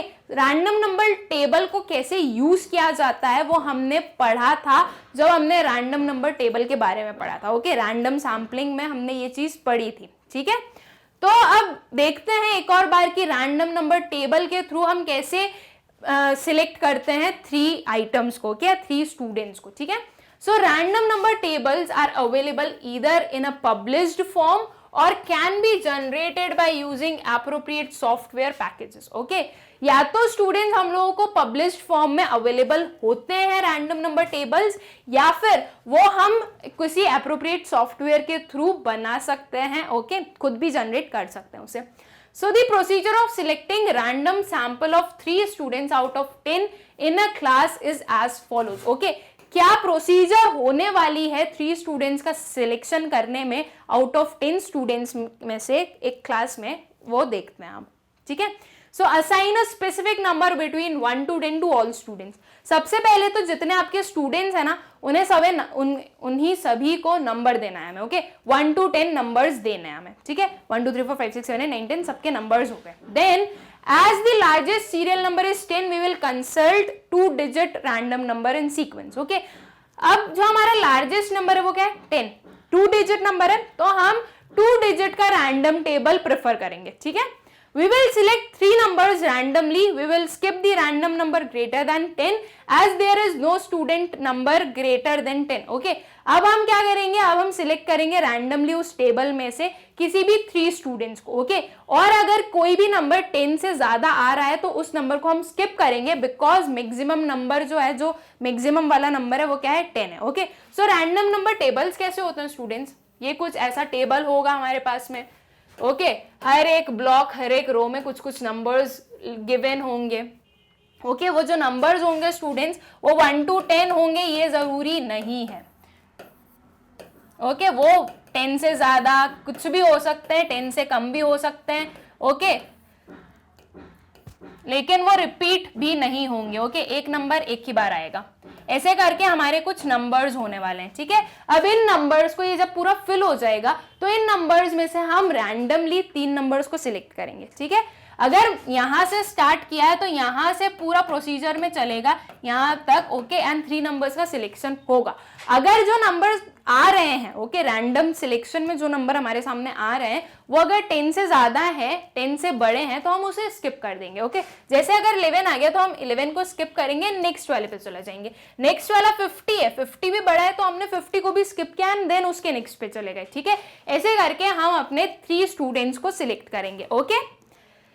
So the 3 students whose serial numbers are randomly selected are considered as selected. Okay. अब इस पूरे टेबल में से जो भी सिलेक्शन हो जाएगा, ओके, 3 स्टूडेंट्स का रैंडमली, वो हम क्या मानेंगे कि ये 3 students as a sample select हो चुके हैं, ठीक है। रैंडम नंबर टेबल बहुत ही इजी चीज है स्टूडेंट्स, एक टेबल के थ्रू बस हमें किसी भी रैंडमली नंबर्स को सिलेक्ट ही करना है, ओके। एंड इसे मैंने बहुत अच्छे से एक्सप्लेन किया है आप लोगों को, हमारे प्रीवियस वाली वीडियोस में मिलेगा आपको, जब हमने सिंपल रैंडम सैम्पलिंग पढ़ी थी, ठीक है। नाउ हमारा 14th question, okay. With this students हमारे ना सारे क्वेश्चंस कंप्लीट हो जाएंगे। 14th and the last question आपके एनसीईआरटी का चैप्टर 2 कलेक्शन ऑफ डेटा का, ठीक है। क्या है वो? Do samples provide better result than surveys, give reason for your answer. क्या बोल रहे हैं हमें कि क्या आपके जो सैंपल्स हैं वो आपको ज्यादा बेटर रिजल्ट प्रोवाइड करते हैं सर्वे से। सर्वे क्या है? सर्वे है सेंसस। ओके, ये जो सर्वे है ना स्टूडेंट्स, ये है सेंसस, ठीक है। तो हमें बोला गया है कि क्या आपका जो सैंपल है वो सेंसस से ज्यादा बेटर है। ओके, तो इस पर्टिकुलर का आंसर क्या होने वाला है? यस ऑफ कोर्स स्टूडेंट्स, ये जो सेम क्वेश्चन है ये हमने अभी किया था, हमारा जो क्वेश्चन नंबर 8 है, राइट, वो भी सेम चीज ही थी, वो ही सेम आंसर है ये भी। ओके, उसमें बस ये बोला गया था कि कौन सा बेटर मेथड है, राइट, उसमें ऐसा पूछा गया था कौन सा बेटर मेथड है। उसमें हमने क्या बताया था कि सैंपल ज्यादा बेटर मेथड है और क्यों, उसके रीजंस भी हमने बताए थे। ओके, अब इन्होंने यहाँ पे हमसे डायरेक्टली पूछ लिया कि do samples provide better results than survey. क्या जो हमारे सैंपल्स हैं वो बेटर रिजल्ट प्रोवाइड करते हैं हमारे सर्वे से, दैट इज हमारे सर्वे से, इसको एक्सप्लेन कीजिए। ओके, तो यस वो करते हैं हमें ज्यादा अच्छे से रिजल्ट प्रोवाइड। ओके, कि हमारा सेंसस क्यों, सॉरी सैंपल क्यों अच्छा है सेंसस से, यही चीज तो हमें बतानी है इस पर्टिकुलर क्वेश्चन में भी। ओके स्टूडेंट्स, ऐसा मत सोचिएगा कि हमने यस लिख दिया ना इसलिए अब हमें एक्सप्लेन करना पड़ेगा, नहीं, अगर आप नो लिखते ना तो भी आपको एक्सप्लेन करना पड़ता, ठीक है। तो आंसर तो आपका गलत होता, आप नो लिख देते, तो इसलिए जो हमें जो सही आंसर है वही हमें लिखना है। ओके, तो इसका आंसर क्या होगा? यस। ओके, यस क्यों होगा उसके रीजंस देखते हैं हम, यस क्यों होगा, ठीक है। So yes, sample provides better results than surveys because of following reasons. Okay, जो हमारा सैंपल है वो हमें बेटर रिजल्ट प्रोवाइड करता है सर्वे से, ठीक है। किस रीजंस की वजह से? वो ये है, ठीक है। चलिए हम रीजंस देखते हैं। रिड्यूस्ड कॉस्ट, ओके, यहां पर कॉस्ट कम लगेगा। It is more economical than census technique as the task of collection and analysis of data is confirmed only to a fraction of the population. जो हमारा सैंपल है students, उसमें कम cost लगता है। क्यों कम कॉस्ट लगता है? बिकॉज यहां पर जो कलेक्शन और एनालिसिस हो रहा है डेटा का, वो एक फ्रैक्शन ऑफ पॉपुलेशन पर डिपेंडेंट है, राइट। वो पूरी पॉपुलेशन पर डिपेंडेंट नहीं है, पूरी पॉपुलेशन का एक फ्रैक्शन, एक पार्ट पर डिपेंडेंट है कि क्या होगा हमारा कॉस्ट, ठीक है। इसलिए सेंसस के कंपैरिजन में सैंपल में कम कॉस्ट लगने वाला है। Okay, then greater speed. Now students, हम लोगों को क्या पता है कि सेंसस हो गया भाई बड़ा कंसेप्ट, ओके, हमारा सैंपल क्या हो गया? छोटा कंसेप्ट। ओके, पिक्चर के साथ में देख लें वापस से, है ना, ये हो गया सेंसस बाहर वाला और अंदर वाला हो गया हमारा सैंपल, ठीक है।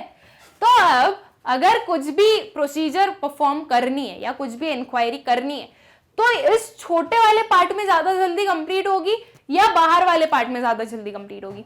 सिंपल सी बात है, छोटे वाले पार्ट में कंप्लीट होगी, राइट। मतलब जो जितनी छोटी चीज, राइट, उतनी जल्दी काम खत्म होगा हमारा, राइट। अगर आपको बोला जाए, आपकी मम्मी आपको बोले कि पूरे घर की साफ सफाई करनी है, ओके, आपको, मम्मी को नहीं, आपको पूरे घर की साफ सफाई करनी है, राइट, तो आपको ज्यादा टाइम लगेगा इन कंपैरिजन टू अगर आपको बोला मम्मी ने कि अपने रूम की सफाई अच्छे से कर लेना, ठीक है। अब क्या, आपको सिर्फ अपने रूम की सफाई करनी है, पूरे घर की नहीं करनी है, राइट। तो पूरा घर क्या हुआ स्टूडेंट्स? पूरा घर हुआ आपका सेंसेस, ओके। एंड आपका जो रूम है, आपका खुद का जो रूम है, ओके, या जिस भी रूम की आपको सफाई करने को बोला गया है, वो रूम क्या हुआ? वो रूम हुआ सैंपल, ठीक है। तो ज्यादा स्पीड में कौन सा काम होगा? क्या आप एक रूम को जल्दी साफ करोगे या पूरे घर को जल्दी साफ करोगे? ऑब्वियसली रूम को साफ करोगे ना, तो एक रूम को साफ करने में कम टाइम लगेगा, ओके। एक ग्रेटर स्पीड पर आपका जो रूम है वो साफ हो जाएगा, ठीक है। तो रूम हमारा सैंपल एक स्मॉल फ्रैक्शन, वैसे ही हमारा सेंसस और सैंपल में हमने देखा कि greater speed. In this method only representative units are approached, okay, सिर्फ रिप्रेजेंटेटिव यूनिट्स को हम अप्रोच कर रहे हैं, ओके, पूरी पॉपुलेशन को अप्रोच नहीं कर रहे हैं, सिर्फ 2-4 लोगों को या जितने भी सैंपल हमें सिलेक्ट करने हैं उन्हें हम सिलेक्ट करके सिर्फ उनमें देख रहे हैं कि क्या हमारी इंफॉर्मेशन होने वाली है, ठीक है। As a result sample investigation can be done at greater speed, okay. क्योंकि हम सिर्फ रिप्रेजेंटेटिव्स को अप्रोच कर रहे हैं, इसलिए जो हमारा सैंपल मेथड है, ओके, जो सैंपल इन्वेस्टिगेशन है वो ग्रेटर स्पीड पर कंप्लीट हो सकता है। ठीक, ग्रेटर एक्यूरेसी, एक्यूरेसी ज्यादा होगी।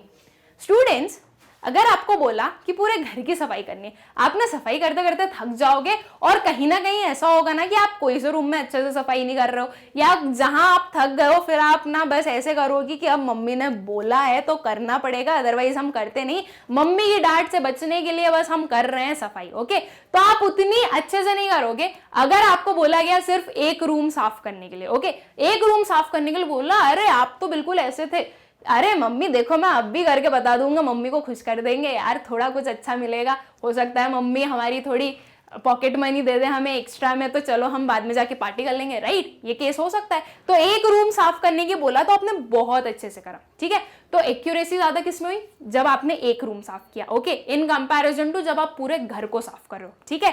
तो जो हमारा सैंपल है वो क्या है, आपका एक रूम है, और जो सेंसेस है वो क्या है, आपका पूरा घर, ओके। सो जो सैंपल है उसमें ग्रेटर एक्यूरेसी दिख सकती है, ठीक है। When sampling is conducted scientifically and carefully, okay, अगर साइंटिफिकली और केयरफुली अगर सैम्पलिंग करी जा रही है, ओके, एकदम एक एक चीज को अच्छे से ध्यान में रख के एकदम केयरफुलनेस के साथ में अगर की जा रही है हमारी सैम्पलिंग, तो वो हमें ज्यादा एक्यूरेसी देगी, okay, as compare to census procedure, ठीक। Then greater scope, greater scope कैसे होने वाला है, चलिए देखते हैं। There can be investigators where highly trained investigators or specialized equipments are needed to collect the information, okay, ऐसी investigations हो सकती है स्टूडेंट्स जहां पर highly trained investigators और specialized equipments की नीड हो, ओके, ये चीज हो सकती है ना कि किसी चीज में बहुत ही हाईली ट्रेंड इन्वेस्टिगेटर की नीड हो या कुछ अच्छे इक्विपमेंट्स की नीड हो।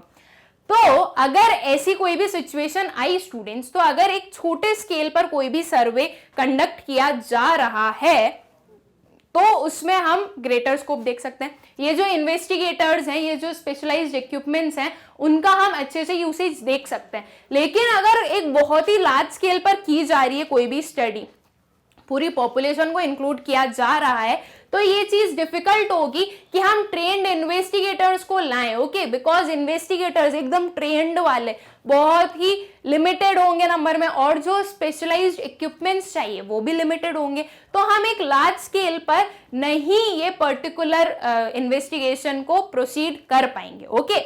इसलिए सैम्पलिंग हमें एक ग्रेटर स्कोप देता है, ठीक है। In the event of limited availability of such personnel and equipments, the census investigation may be difficult to carry out. Okay?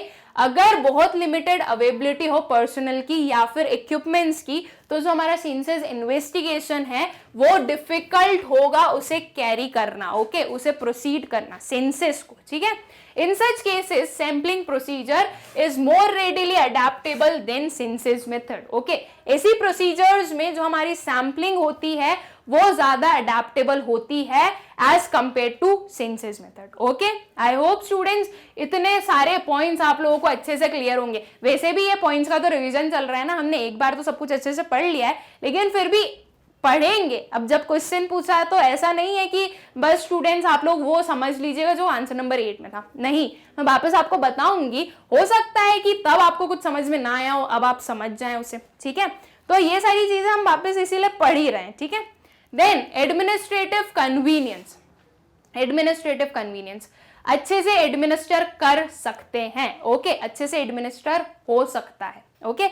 क्यों? बिकॉज सैम्पलिंग एक छोटे स्केल पर की जा रही है, राइट, वहां पर बहुत ज्यादा प्रोसीजर्स तो लग नहीं रही है या बहुत ज्यादा लोग तो है नहीं कि भाई सैम्पलिंग को कंडक्ट करने में बहुत ज्यादा डिफिकल्टी होगी, नहीं। अगर सेंसस होता स्टूडेंट्स, तो सेंसस में हम देखते हैं कि बहुत एक वास्ट एरिया है, बहुत सारे एन्यूमरेटर्स की नीड है, राइट, सबको अलग अलग टास्क देना है हमें, एंड उसके लिए एक पर्सन नहीं कर सकता काम, उसने हेड के सब हेड्स फॉर्म करके रखे हैं, तो ये एडमिनिस्ट्रेशन में एक प्रॉब्लम क्रिएट कर रहा है, ठीक है। लेकिन जो सैम्पलिंग है स्टूडेंट्स वो तो एक स्मॉल स्केल पर की जाती है ना, तो सैम्पलिंग एक स्मॉल स्केल पर हो रही है, वहां पर एडमिनिस्ट्रेशन भी अच्छे से हो सकता है, ठीक।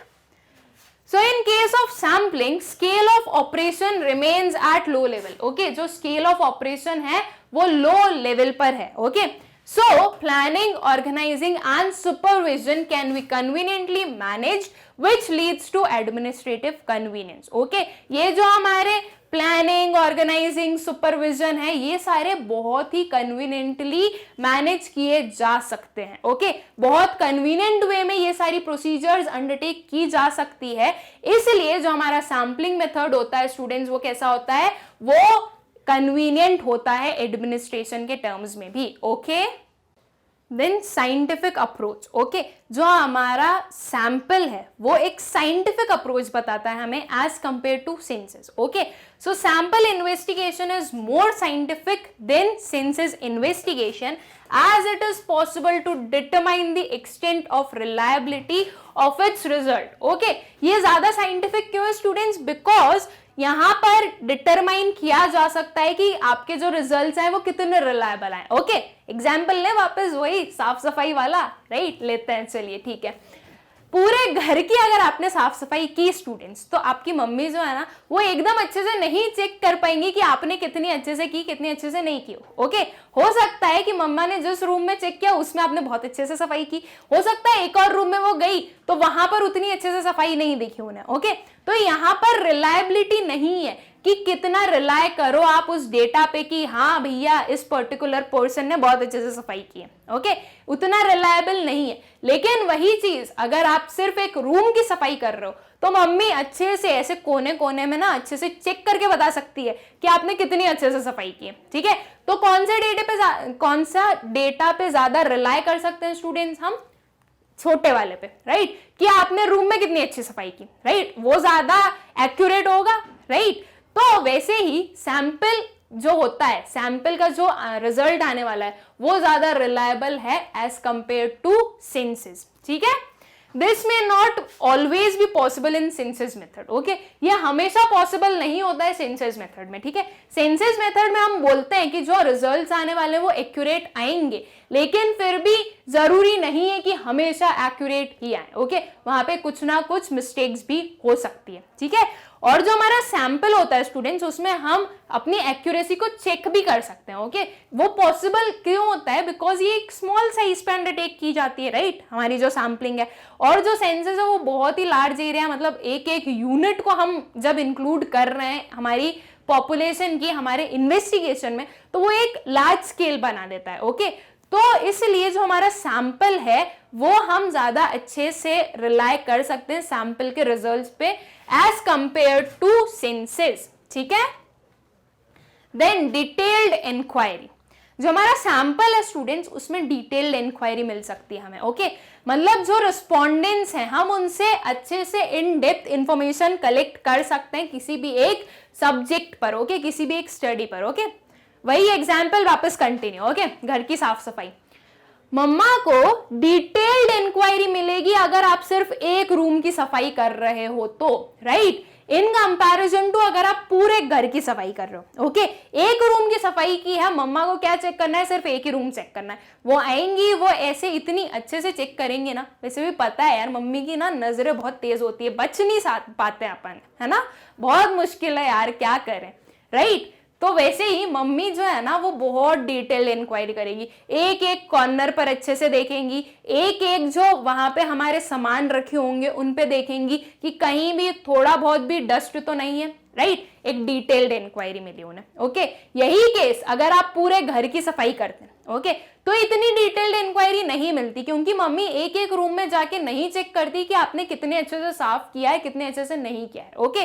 तो क्या देखा हमने कि जो सैंपल था, ओके, जो आपका रूम था वो हमारा सैंपल है ना, तो सैंपल में डिटेल्ड इंक्वायरी पॉसिबल. ठीक है, लेकिन जो सेंसस है उसमें डिटेल्ड इंक्वायरी पॉसिबल नहीं है. ठीक है, so under sampling method the number of units and the area of study are small. ठीक है, जो नंबर ऑफ यूनिट्स और जो एरिया ऑफ स्टडी है वो कैसा रहता है, स्मॉल रहता है.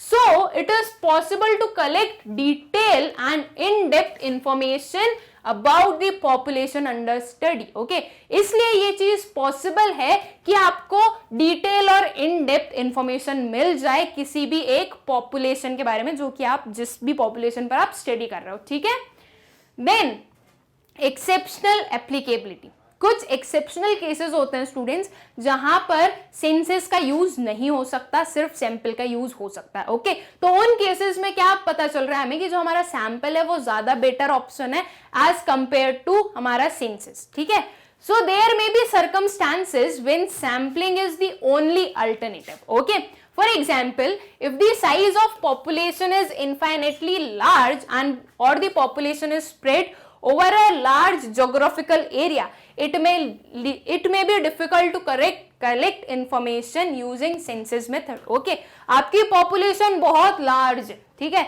या फिर आपकी population बहुत ज्यादा large geographical area में, okay, area wise बहुत ज्यादा large area में spread है आपकी population, तो आप उस केस में सेंसस का यूज नहीं कर सकते, आपको सैंपल का यूज करना पड़ेगा। ओके, आपको पूरी पॉपुलेशन में कुछ रिप्रेजेंटेटिव्स को सिलेक्ट करना पड़ेगा जो कि आपको इंफॉर्मेशन देंगे। ठीक है, तो ऐसे केसेस में हमारा जो सैंपल है वो यूज आता है, सेंसस यूज नहीं आता। ठीक है, similarly when destruction is involved in conducting the inquiry such as testing explosives, sampling method is the only resort of conducting the inquiry. ठीक है, तो ऐसे कुछ एक्सेप्शंस होते हैं स्टूडेंट्स जहां पर हमारा सेंसस काम नहीं आ सकता। ओके, सिर्फ सैम्पलिंग काम आ सकती है। ठीक है, तो ऐसे केसेस में तो वो सीधा सीधा हमें क्या बता रहे हैं कि सैम्पलिंग ज्यादा बेटर है सेंसस से। ओके, ये कुछ पॉइंट्स थे स्टूडेंट्स जो कि बताते हैं हमारे सैंपल को ज्यादा अच्छा हमारे सैंपल से, हमारे सेंसस से, sorry. Okay, I hope students आप लोगों को क्लियर होंगे ये सारे points. Okay, and students with this हम लोगों ने क्या कंप्लीट किया, हम लोगों ने कंप्लीट किया हमारे NCERT solutions for chapter 2 collection of data. Okay, with this हमारा जो कलेक्शन ऑफ डेटा है स्टूडेंट्स वो पूरा कंप्लीट हो गया, लेकिन फिर भी स्टूडेंट्स एक रिकैप तो बनता है ना, तो इसलिए अब जो नेक्स्ट वीडियो आएगा स्टूडेंट्स उसमें हम एक बहुत क्विक सा रिकैप देखेंगे हमारे कलेक्शन ऑफ डेटा का। ओके, उसमें ऑलमोस्ट क्या सारे ही टॉपिक्स को कवर किया जाएगा, एक बहुत जल्दी में, मतलब कि बहुत डिटेल में तो हमें जाना नहीं है, हम सिर्फ ऊपर से देखेंगे कि किस पर्टिकुलर का मीनिंग क्या होता था और हमने पूरे चैप्टर में क्या पढ़ा। ओके, आई होप स्टूडेंट्स की ये सारी चीजें आप लोगों को बहुत अच्छे से क्लियर होगी। ओके, इन केस आप लोगों को कोई डाउट्स हो तो आप लोग मुझसे बिल्कुल पूछ लीजिएगा, कमेंट सेक्शन में मैं आपको आंसर कर दूंगी। ठीक है, एंड इस वीडियो के नोट्स के लिंक आप लोगों को मिलेगी डिस्क्रिप्शन में, आप लोग जाकर चेक कर सकते हैं। Thank you.